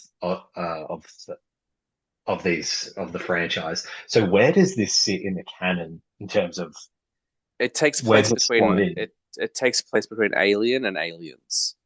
Um, Okay. which is why I haven't it I think which is why I now appreciate Aliens more because it felt like Aliens took too much of a jump ahead in time. Like it just felt like they were like, let's just kill off any emotional connection to Ripley so that way she can just be a soldier lost in time. Mm, And we don't have to explain why there's suddenly tons of aliens. Like it felt like that's the only reason that time to me, and I'm sure there are people who have studied that film who come back and like, well, actually, idiot, it's because of this. But for me, I'm just like, you took like there was like this film was going to be sequelized. They were always going to sequelize Alien. It just everything about it worked. And instead of going the logical route of building on the tone that was already there, Cameron took it in a different direction, which is fine. Like he's done that before. Like that's what he's known for, taking it in different directions, stuff like that. But it just felt like it amped it up to 11 way too quickly. Um, and what I loved about Romulus is there is a scene where they have been hunted by multiple aliens. You don't see it in the first one. It's just the one xenomorph hunting them throughout the spaceship, picking them off one by one. When you jump to aliens, there's so many of them. I just didn't find it scary. I mm, was like, look, it's just a bunch of, not yeah. CGI, obviously, because the 80s, but it's just like, oh, look, it's 1,000 of them. Okay. I will It's say, like, if you watch like Lord of the Rings, if you see the hobbits encounter one orc, one on one, that's scary. But when you see a mountain of orcs, you're like, okay, well, they're just here, they're cannon fodder. This can be shot to pieces anyway. But the way mm, they utilize them in Romulus, where you've got just four or five slowly grouping around them, so I'm like, that is predatory behavior. That is cool. That's scary to me. Like they're thinking and mm, they're trapping their victims in a way that it didn't quite work for me in Aliens. And I know I'm going to get blasted online for this. I know people are going to be like, "What do you mean you don't like Aliens?" It's just it's not captured the tone I wanted. Whereas this, I think, did a great job doing it. mm. So. This movie had one of my favorite visuals of any film I saw this year, which was again, I'll try to avoid spoilers, but do you know when they're on that sort of catwalk towards the end of the film and they turn off the gravity and she sort of is just Yes. firing the machine gun. And then Yes. following that, they have to kind of like work their way, like in zero gravity, work their way along dodging Yeah. goo was one of my Yes. favorite visuals of the whole year. I loved it. Yeah, that was one of my favorite sequences as well. Um, yeah, it just I didn't think it could ever possibly meet my expectations. But like I remember when I bought it, like I bought it in store like the day it came out, and I was like, I just can't wait to put this on.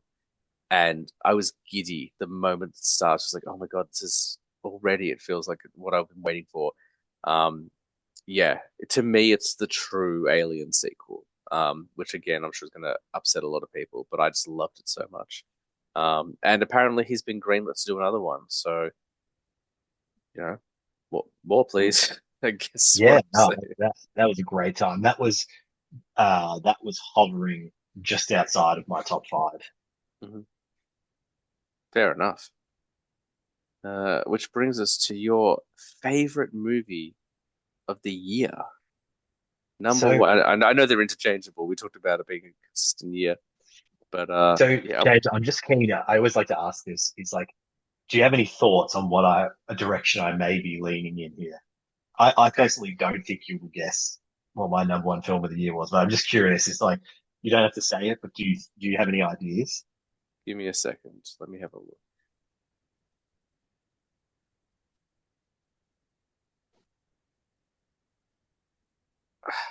because I don't know what you've watched. I'm going to say three. No, I'm going to say four, and you can tell me if I'm right with any of them. Hmm. My four that I'm suggesting are Monkey Man, Furiosa, Civil War, or the Ministry of Ungentlemanly Warfare. You've named the film in there. Okay. My number one film of the year was Civil War by Yeah. Alex Garland, Nice. It's a which great film. I am so surprised. I held off watching this. It had been out a long time when I watched this because I saw the trailers and like I'm not the biggest Kirsten Dunst fan, so she's not a massive pull for me to watch a film.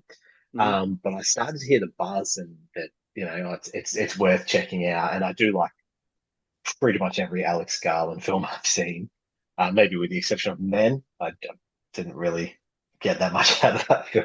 I think we've I liked discussed it on Man. the podcast before. Yeah. But I But, get it. I understand why. Like most people don't like that film. And that's fair. but essentially, this film follows Kirsten Dunst, and Wagner Moura, a couple of journalists, as they make their way across a fictional United States who are in the midst of a civil war.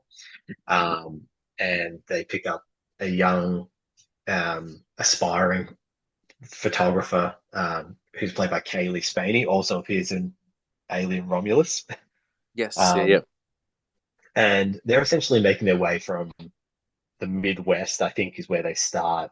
Um, Again, through war-torn United States towards Washington, D.C., to try and get to the president before the Western forces do, and most likely kill him. That's their sort of goal, is to get there to try and interview him about this civil war. I thought cool premise, but I did not expect this film to be so philosophical and meditative. Mm, It's a style of film that really speaks to me. There was a lot of like really killer soundtrack, but mm, just a lot of um, I don't know. There's a lot of air in this film, a lot of space to breathe, to really take in what you're seeing and to mm, think about it. It's not a film that's shoving plot down your throat every minute of the film and exposition. There's a lot of just you're aware of the situation, but you're seeing it through your character's eyes, not necessarily through exposition. I don't know if that makes sense. And really great performances, an insane final 15 minutes as the raid Yeah, on Washington D. They're sort of capturing this through their photographs, this raid on Washington DC, which is one of the best set pieces I saw all year and for a long time, and probably a lot bigger scale than Alex Garland films usually are, to be honest. yeah, really. Actually, if you think about it, like Ex Machina, the biggest set piece was that dance. Annihilation had some pretty big set pieces, but I feel like it's a lot Mm. of it was set on sound stages. And Men, well, there's one set piece. It was pretty complicated. Yeah. Um, but And yeah, you're like probably great right. cameo. It's like a very menacing cameo from Jesse Plemons. Oh yeah. Yeah, really fantastic. I almost immediately watched it a second time, and I Oh would wow. watch it again at any time. Mm. Yeah, really fantastic film, and a lot. Yeah, not what I was expecting. And it feels, I don't know if you felt this way, but you mentioned it being philosophical. I feel like I watched it, I want to say back in August when I finally picked up a Blu-ray player. And I feel like since watching it in August, that film just feels more and more culturally relevant, which I don't know is a good thing. Um, but it does feel like I think about that movie a lot. I'm trying not to pay too much attention to the news and everything going on, but there's just so much out there at the moment, and I don't know, like it feels. Oh, oh boy, well, we won't get Mm. political on the show, but there's an eeriness to that film. The longer that film exists in the zeitgeist, I feel like the more eerie it gets. But yeah, it's a fantastic film, and his first time not really doing um, kind of something of genre. He's generally a genre Mm. guy, he does sci-fi and horror, and to kind of take the step out and do something like this, something so poignant, I think as well. Showed some really fascinating growth for him as a storyteller and as a filmmaker. Yeah, I thought it was a wonderful film. That's it. So, James, for the moment we've all been waiting for. All one of me. Um, I think this answer is going to piss people off, honestly, because my number one film of the year is a remake. Um, I think I and know. I it's a think I know remake of next. it's a remake of a film that only came out a couple of years ago, so it's pretty new on the scene, even for the original film. Um, but I haven't seen the original film. I've only seen this one, and just for the lead performance alone, I couldn't ignore it. It sat with like I can't tell you the last time I felt so much tension in my knuckles as I watched a movie. Just from like the awkwardness and the deliberate like uncomfortability of it. And the film is Speak No Evil, starring James McAvoy, who, I didn't think he could get better than Split, but I think his performance in this film trumps Split. Like, I just think he's not playing 26 different characters, but he's playing one two-faced son of a gun. Um, and I didn't know what was coming. I kind of picked the twist just before it happened. Um, but I hadn't done any reading. I hadn't seen the original at all. Um, and I think the film is so perfectly cast. Like, obviously, he commands every single scene he's in. Like, he just dominates. You can't not pay attention to him. He commands your attention the entire time. But then the woman who played his wife, I can't remember her name now. I'll look it up quickly. She played a wonderful sidekick to him because the entire time you didn't know how in on it she was. I just felt like she played coy and innocent so well. Um, Ashlyn Franciosi is her name. Mackenzie Davis does a lot of heavy lifting in this film because she is so deliberately unlikable in the whole movie that even though she is giving you rational thoughts and she is hinting like she's telling you what you need to hear the entire time, because of the way her character is set up, you don't, at least I don't know about other people, but I didn't care. I was like, yeah, but can we really trust you? Because we've established that there's trust issues here. And she was quite abrasive. And then Scoot McNairy, like he plays this wonderful, pathetic, um, kind of like peacekeeper character. Like, and it's not pathetic in as much as I felt sorry for him. I thought he was pathetic, but just he'd been so downtrodden in his marriage and in his life that he just didn't want to antagonize anymore. So even though he saw red flags left and right, he preferred to just give the benefit of the doubt, which ultimately leads to the third act because he just he can no longer trust his instincts. Um, I just thought the dynamic of those four actors in every single scene was just this masterclass of performance and antagonism and just right now I'm literally gripping my knees as I think about it because I still feel so uncomfortable.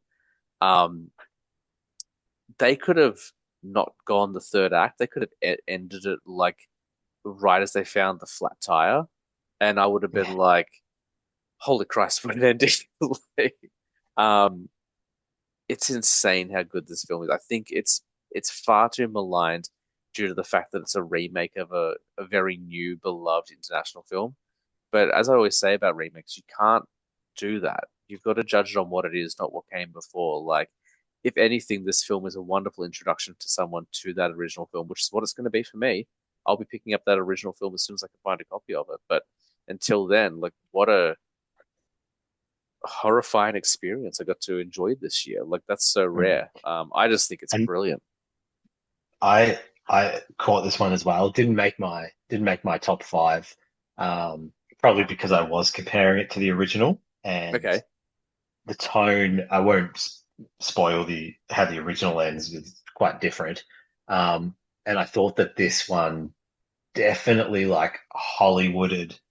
Like let's just say they made the ending far more palatable for a Western audience. Look, I Um, I could I could put that together. Like if you watch any European, like any kind of a European original, or even like an Asian original, you say that as well. Like Old Boy, they mm, cleaned up the ending quite a bit. Um, they do that, so I could foresee there being a much darker ending, and I'm totally open to mm, that. I'm ready for that darker ending, but at the same time, like knowing the intense tension and pressure of that film, it was nice to have the ending that it did, knowing that when mm. I watch that Danish one, things probably won't work out. Like, and that's Oh fine. well, I mean, I won't spoil any Mm, details of. But you are right. It's you've got to respect and watch a film on as it comes to you. You can't just judge it on like what like the what it's based on. But mm, yeah, I thought it just didn't quite make it into my best of list. But you're right, absolutely like powerhouse performance from James McAvoy, and I really loved that you can see him over the movie testing mm, Scoot McNairy like right at the start. The film opens and they're lounging on um these seats by the pool of the hotel mm, they're staying at, and McAvoy comes across to take one of their chairs, and he says, mm, "Oh, Chip, can I take this?" And it's clearly got like the daughter's stuff on it. It's clearly being used, but she's just swimming, and he like doesn't put up a fight, mm, and he just takes it. You can like that's like the first test that he failed, mm. Yeah, and then letting him take the daughter on the scooter ride, yeah, and it just builds and like yeah, you can tell he's sort of like picked out his the next guests at their farm. yeah, yeah. It's yeah, and like when they leave, they have to come back. Like they have to come back at a certain point because she's left the bunny behind. Um, that's like the halfway point in the film. Like that's not even the third act. You're like, because then they stay again. You're like, what do you no? Yeah, What are you so that's like the doing? whole. I think that's why it's such a good film. Is the audience is like you are like get out. And that's actually what it reminded me of. Like it's like I think I talked about it in my review online as well. Like it reminded me a lot of Get Out. Um, like very similarly, like you watching that. And again, Mackenzie Davis, like history is not going to be kind to this film because it's a remake, and it's going to be even less kind to the to the performers in this film. Maybe McAvoy gets some love for it, but what Mackenzie Davis is carrying that film. Like McAvoy's doing all the cool stuff, which is very obvious. But what she has to do, the tightrope she has to walk to play that character and be effective, I think is going to go by a lot of people unnoticed. Um, because the entire time you're rooting against her, even though you should be on her side because everything she's saying is right. Um, when they get to the dance sequence where they're dancing at two kids are doing the dance, it's like, oh my God. Oh, yeah. I almost I sort of had to second screen that bit. I had to like pick up my phone and just like give myself a relief because the Yeah. tension is unbearable in that scene. Even the scene when they go out for dinner, the kids left behind and they talk about their sex lives. Like I was like, I didn't know what the characters were doing. I'm like, are they testing them or are they just like, hey, this is just how we roll? Like I honestly wasn't sure how that scene was going to end. Um, I honestly, based on the insanity of those characters, I'm like, it could go either way here. Um, but yeah, I thought it was fantastic. I just think the way that it affected me watching it, like, I just haven't felt like that in a long time watching a movie. It just had such, yeah, it held my every attention and like just made me feel all sorts of uncomfortable, and that's a rarity for me. Mm. Coming from a guy who had Terrifier 3 on his list, I felt more uncomfortable watching Speak No Evil than I did watching Terrifier 3.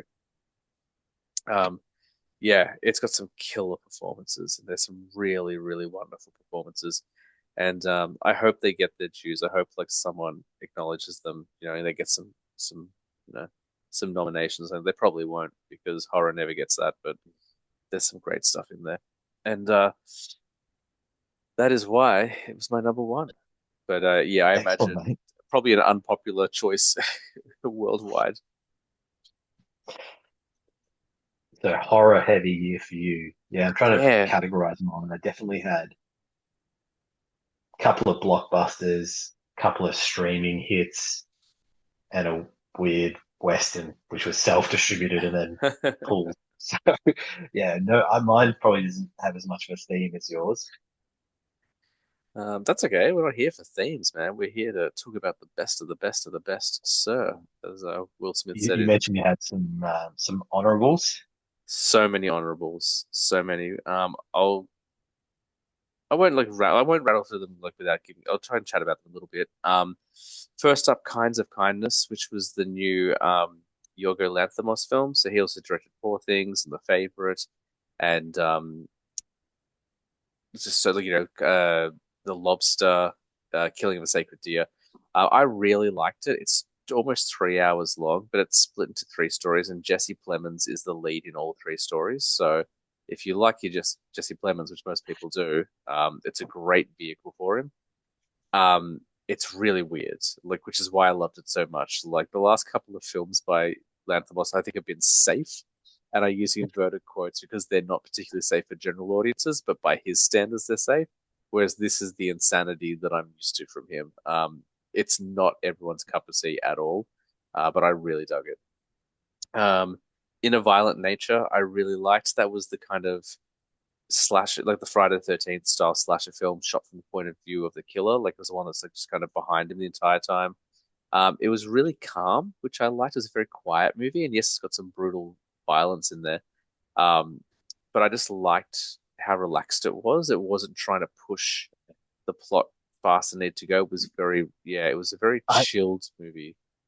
I have that one on my list. I couldn't find it on streaming or I didn't know Mm. where to watch it. But I'm really curious as to like, did that gimmick pay off? Like, obviously, that's probably the first time a lot of us have seen a movie where, like, or it's particularly a horror movie where we're so accustomed to being in the victim, the Mm. good character's point of view, and you're seeing the scary stuff happen, and it gradually builds to usually a big kind of set piece scare at the end.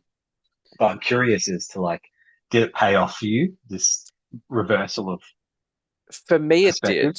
did. The film's been very divisive. Audiences have either loved it or called it incredibly boring, which I think is fair. for me, I just wanted to, you know me, I like to watch anything, and I like to see experimental stuff. People try interesting things, and for that, um, I really appreciate it. Like the films come under a lot of criticism because the dialogue was cheesy and the characters weren't well developed, but that's not the point of the film. The point of the film is to just to go like to follow the point of view of your killer. And none of the stuff they're talking about is interesting to the killer anyway. So why does the dialogue matter? Like he's not even listening. Mm. He's just planning his next kill. So it worked really well for me. But I understand the argument as to people saying it's boring as well. But for me, I found it very relaxing. The flaw they're going to have is they've announced a sequel. If they keep doing the same thing sequel after sequel, that's where they're going to run into problems. They'll need to like Mm. mix things up, I think. Um, Monkey Man, I really liked. Dev Patel directed. I thought it was a really fantastic revenge film. Furiosa, I loved. I really liked Furiosa. Chris, oh my God, which Chris is it? Hemsworth. I forgot my Chris for a second. Is clearly having a blast chewing the scenery every chance he gets. Um, yeah, I really enjoyed it. Furiosa, that was great. Cuckoo was very close to being in my top five. That was a great horror film as well. Um, Starring Hunter Schafer, who I'd never seen in anything before. I think she's from Euphoria. But Yes, she she was is. excellent in it.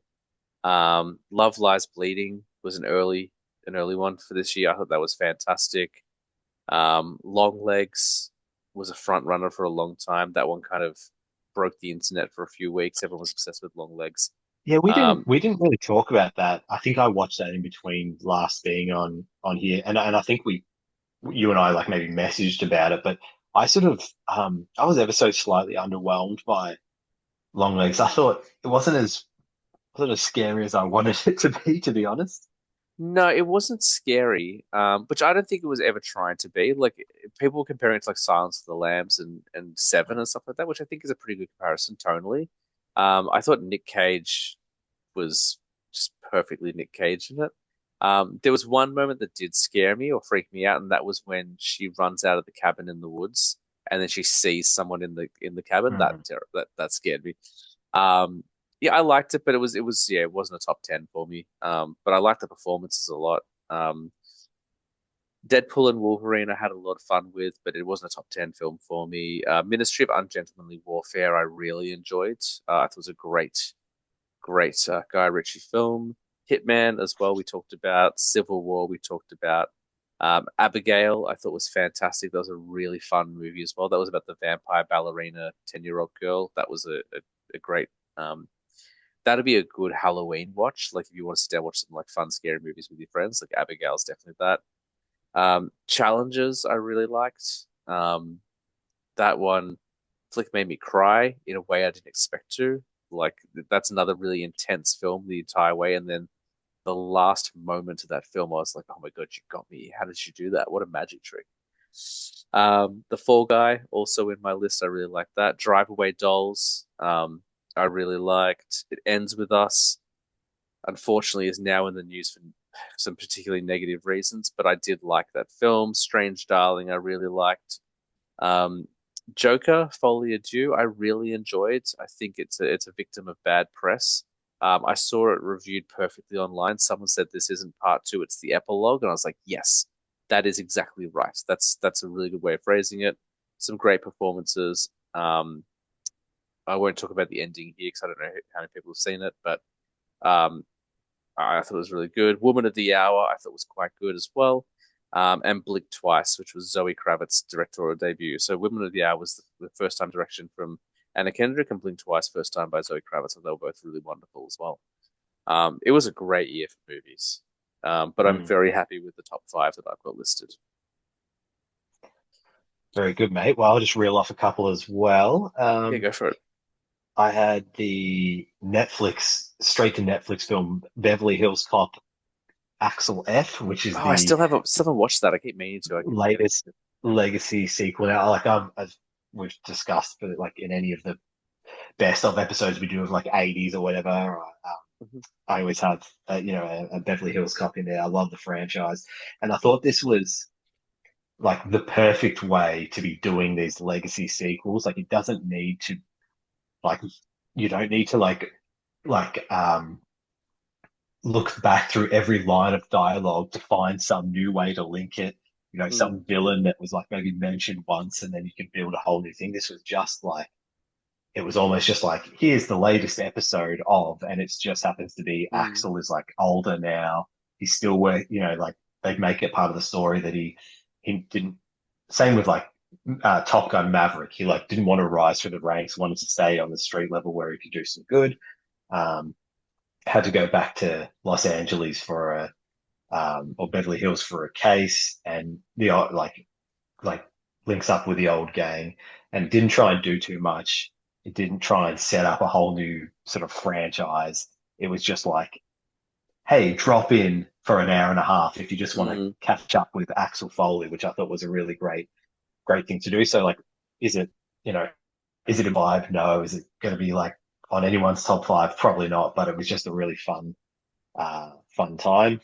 Nice.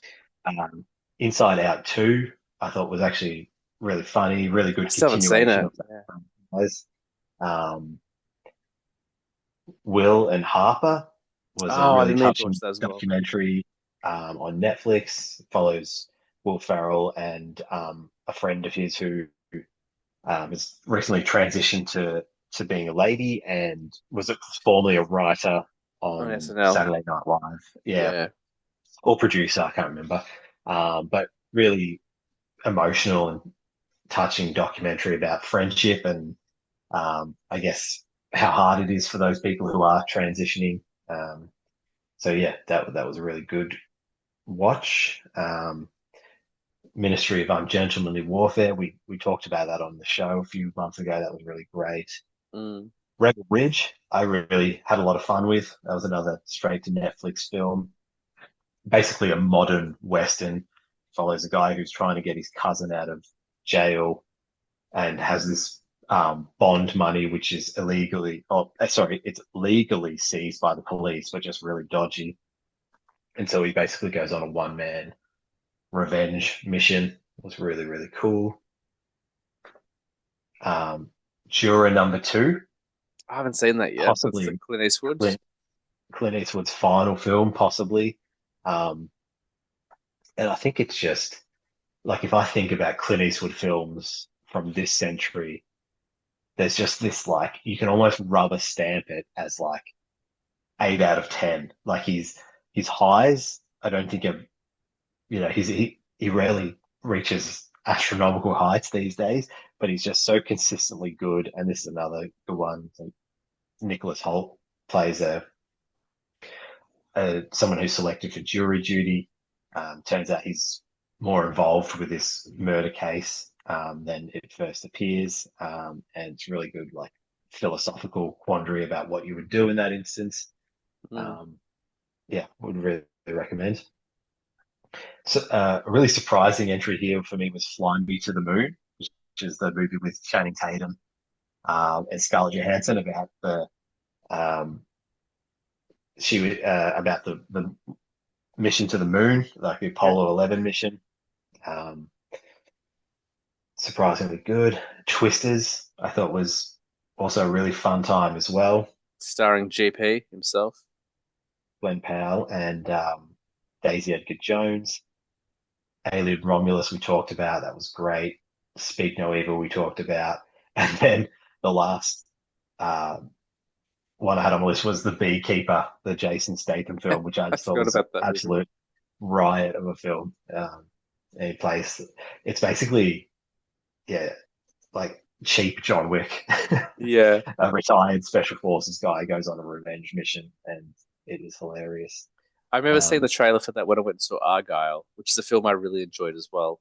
Um, and in the trailer for The Beekeeper, he's putting on, like, Jason Statham is trying to approximate an American accent. And I was like, okay, I think I've seen enough. I was like, I'm done. uh, and then I thought I actually had a few of here I've categorized as like, didn't quite hit the mark for me. Yeah, yeah. And normally we're quite positive on this, so it won't be overly critical. It's just some things that maybe probably more the point here is things that when the trailer dropped or like I was really looking forward to and didn't quite deliver. Hmm. The first one was Deadpool and Wolverine. Okay. Um, I sort of this to me was another entry into like, what are we even doing here, Marvel? Like it was just Yeah, it was more style than substance for me. Like it relied too heavily on cameos and um, it was just like yeah. pure CGI, like I digital. think that like I think the Marvel hype train because I enjoyed it. Like, I enjoyed. I watched it again just a couple of weeks ago with Tina 'cause she hadn't seen it, and I still enjoy it. But like I remember like a week out, Kevin Feige was like, if Endgame affected the Marvel Cinematic Universe in on a scale of 10 and Infinity War affected on a 9, then Deadpool and Wolverine is an 8. And I watched it, I'm like, unless you're going to incorporate all these people in the next movies, which they might, I don't know how this impacts the universe at all, really. Like it seems to Mm, not impact anything, which is fine. I don't need it to be that. Like it's fine, but it just I don't know whether like I don't know what am I missing here? Like again, I really enjoyed it. Although I'll tell you what, we were watching it and Tina and I were talking about it afterwards, and I was like, "What did you think?" And she goes, "You know what? Like I enjoyed it. I know it's a Deadpool movie, but they have to curse that much." And I was like, "You know what? I noticed it as well the second time. The first time it didn't bother me at all. The second time I was like, wow, like everyone in this film is cursing and a lot." mm, And it's just like instead of delivering dialogue, like just curse, it's fine. And I just felt like it was almost like too much, and not from a taste point of view or like it was just more like just like let's throw some other words in, guys. Um, but yeah, I definitely see that. I've seen that critique a lot. A lot of people saying it's relies too heavily on cameos. I think the performances are fantastic. I think Emma Corrin as mm, as Charles's sister, I can't remember her name right now off the top of my head. I thought she was really good. I'd never seen her anything before, but I thought she was fantastic. mm. Uh, Um, Another one that kind of just missed the mark was The Instigator. This was a Matt Damon film, usually okay, just unbeatable. Had Casey Affleck as well, and it was like kind of felt like they were trying to recapture the town a little bit. Like it was a mm, sort of Boston crime story. But yeah, it just didn't quite. It felt like really chopped up. Like it was a longer movie that wasn't quite working, so they just cut okay, it down. But yeah, it didn't work for me. Gladiator 2 was probably, if not one of the most anticipated films I was looking forward to this year. okay. Um, I like everyone in it. I love Ridley Scott films, but it kind of just fell a bit flat for me. It felt like a sequel, but it didn't feel like a necessary one. Like it didn't push the story forward to a point where it's like, oh, I can see why they wanted to continue this story. It just felt like for me, it's like, why now? Why that story? Mm. Like it tied in, but I thought it was only okay. Yeah, I feel like with that one, those were all the questions I was asking before the trailer came out. So even after the trailer, like I was like, okay, well, it doesn't hasn't answered any of my questions yet, but now I have my expectations. Now I know. So I haven't seen it yet, but I feel like I'm probably not going to be as let down by as other people have because I'm surprised more people didn't have those questions because the first one has a Yeah. definitive ending. Like, what? So yeah, but anyway, I'm still keen to check it out for Um, sure. and I mean, it's still good, and it's saved by an absolutely killer Denzel Washington performance. Like he is a clear standout of the film and worth seeing just for. Speaking of Um, Denzel, did you hear? I don't know if it's been officially confirmed yet, but apparently the rumor is he's going to be in Black Panther 3. no, I didn't. Yeah. But So that's exciting. I don't know who he's going to play, but there's a couple of rumors. Like some people are thinking like he might have like an appearance as the first Black Panther. Like maybe they're going to go back to how it all started, and he's going to be the very first one. And then there are other like all sorts of like wacky, like, well, what about this character? What about this character? Um, but Denzel and Black Panther, I'm here for. Yeah. Um, Sorry, I'll reel through a couple more. Sorry. The remake, no, that's okay. The remake of Roadhouse, I thought was on track to be really good, but then Conor McGregor showed up, and he's just not an actor. It I was, think we talked it, about this last time because I enjoyed it for the most part, but I was like, I've never seen Conor McGregor in anything, and that guy seems insane. Like, I don't think he was you know, acting in that film. I think that was just him. to me, it was the difference between like good actors. You believe, like, Mm. you just like you see the person they're portraying. Like Conor McGregor, I just saw someone trying to act. Like you could just tell he was didn't really know how to act. There was definitely a Killer choice Heat, made with his walk, the way he moves in that film. I don't know what he's doing. Killer Heat went straight to Amazon, I think, and this looked like a really good like European kind of who done it, where Hmm. Joseph Gordon-Levitt is a private investigator sent to investigate like a suspicious death. A pair of brothers, one of the twins, um, like falls while rock climbing, um, and like I was like, please don't. It's a twin brothers. Please don't do the obvious twist. And like they did the obvious twist, which I thought was pretty easy to see coming. I'm sure you could guess what the twist would be. I have some ideas. Yeah. Um, and then finally, this is going to be a hot take here, controversial one, but um, the substance. I got what they were going for. It just didn't quite land for me. Hmm. Maybe that's because I'm not a big body horror person, but to me, this should have been like a 90-minute film, and it was closer to 2.5 hours. Oh wow, okay. Just went a bit long for me, and yeah, but that was it. Apart from that, great year in movies. Really good year of movies. Yeah, it was a really fun year. We'll wrap things up in a sec. I want to look ahead briefly though. I haven't watched the trailer yet, but there's a new Mission Impossible film coming out next year, or this year, 2025. Um, saw the title reveal is Final Reckoning. That feels like we're hinting at maybe finally wrapping things up. Yeah, interesting because the previous one was Dead Reckoning Part One, Hmm. uh, and I don't know what's changed. Obviously, this was going to be Dead Reckoning Part Two. It is going to. They It's changed the title of it, I think, before it got released to just Dead Reckoning, but uh, we all knew it as Dead Reckoning Part One. yeah. Um, the trailer looks good. I I don't know if this is the final reckoning. I mean, I guess you have to hand the baton over at some point. Maybe you have to like have a bit of a break and then reset the franchise with someone new.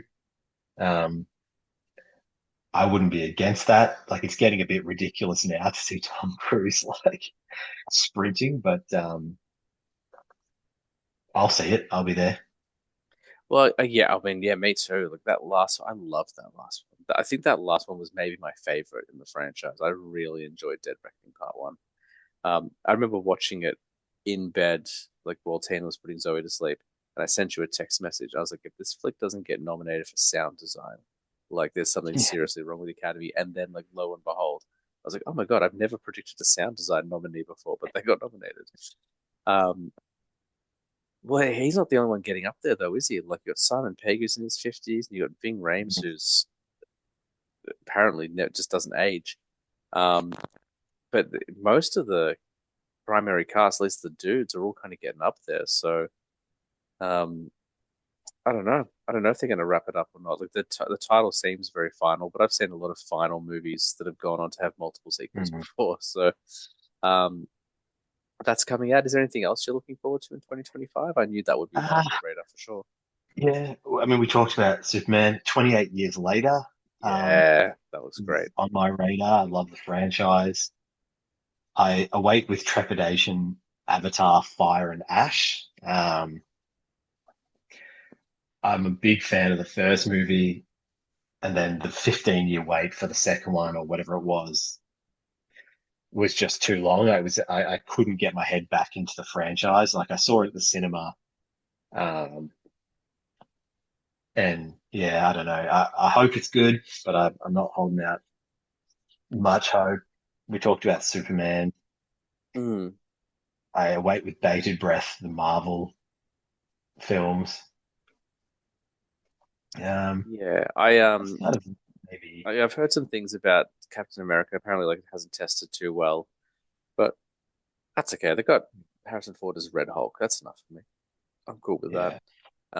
But Um, the one I'm looking forward to most is Fantastic Four. And then Edgar Wright has a film out next year. He's remaking The Running Man, oh, cool. which I'm totally on board for. I think that's a really Yeah. cool pairing.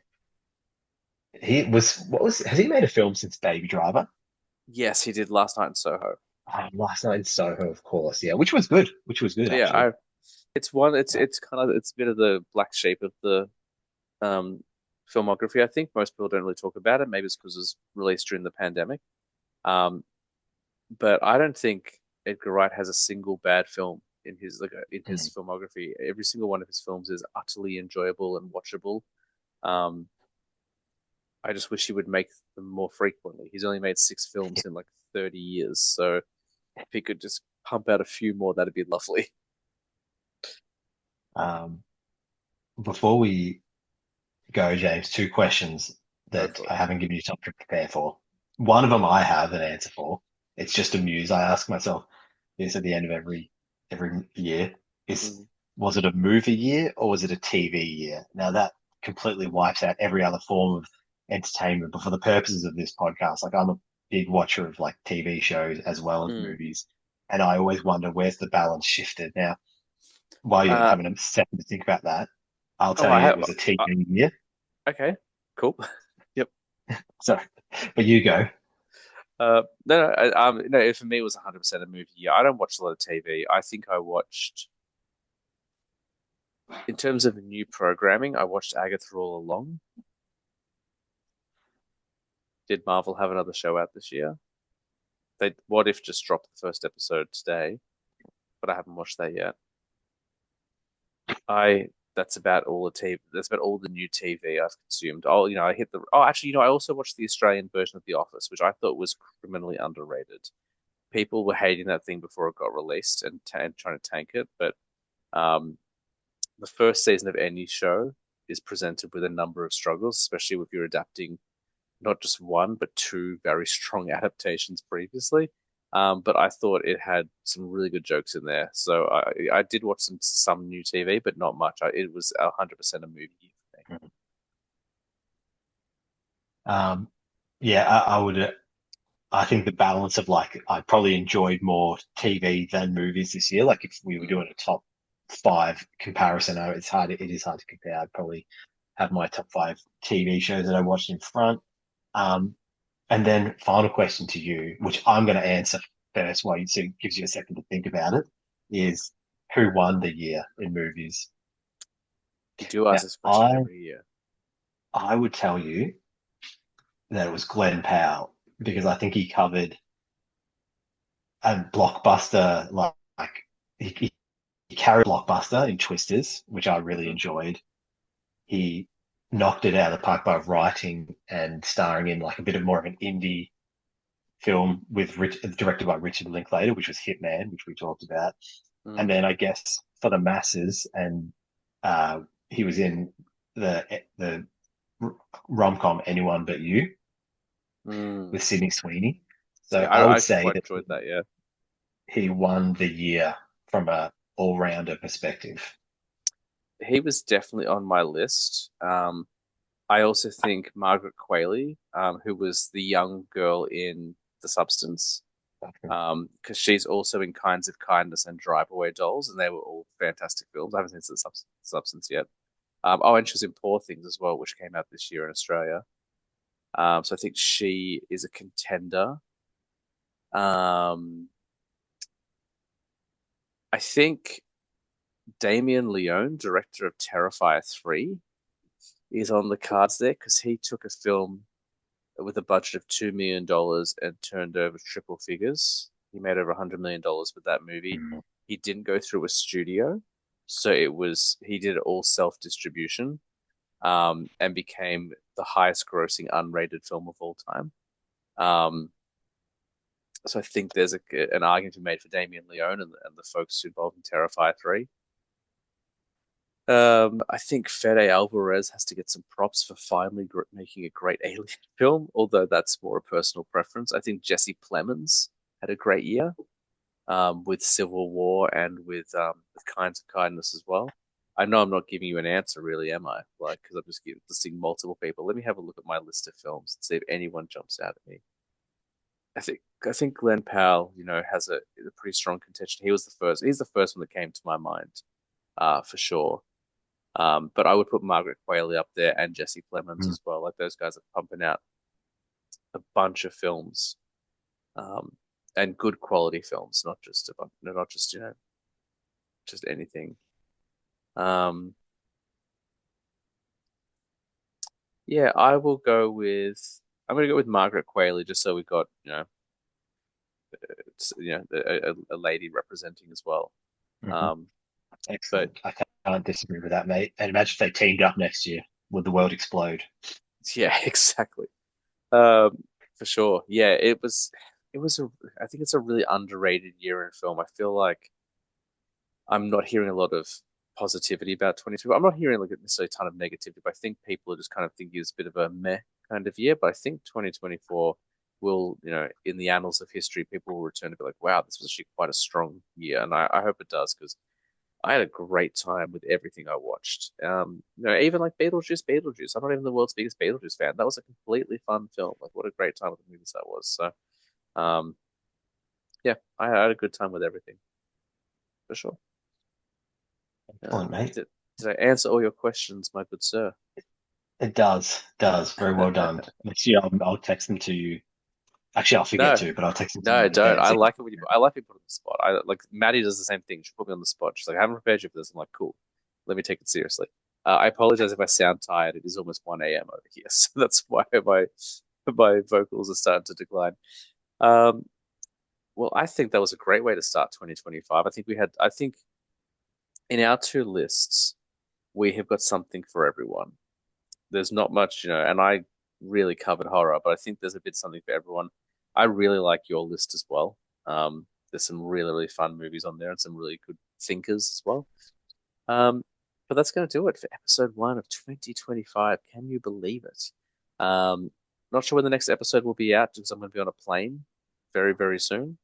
So once I get back to Australia and unpack my house, then I'll be able to start recording more content. But keep an eye out for more Nick Owen because he's going to be on the show hopefully a bit more. I'm going to try and get him on a few more things. Thank you, Nick Owen, for coming back and starting the year strong with me. I always love having Thanks, you on. James. And thank you to everyone for listening as well. If you want to support the show, head over to Instagram. I was a teenage film snob, underscores between every single word. I'm doing 90-second reviews pretty much every day, at least at the time of recording, that was true.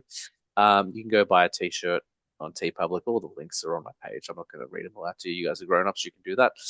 And that is going to do it. So thank you again, everyone. And as I say every single week on this show, guys, I was a teenage film snob, but I'm trying to be better. We'll see you next week.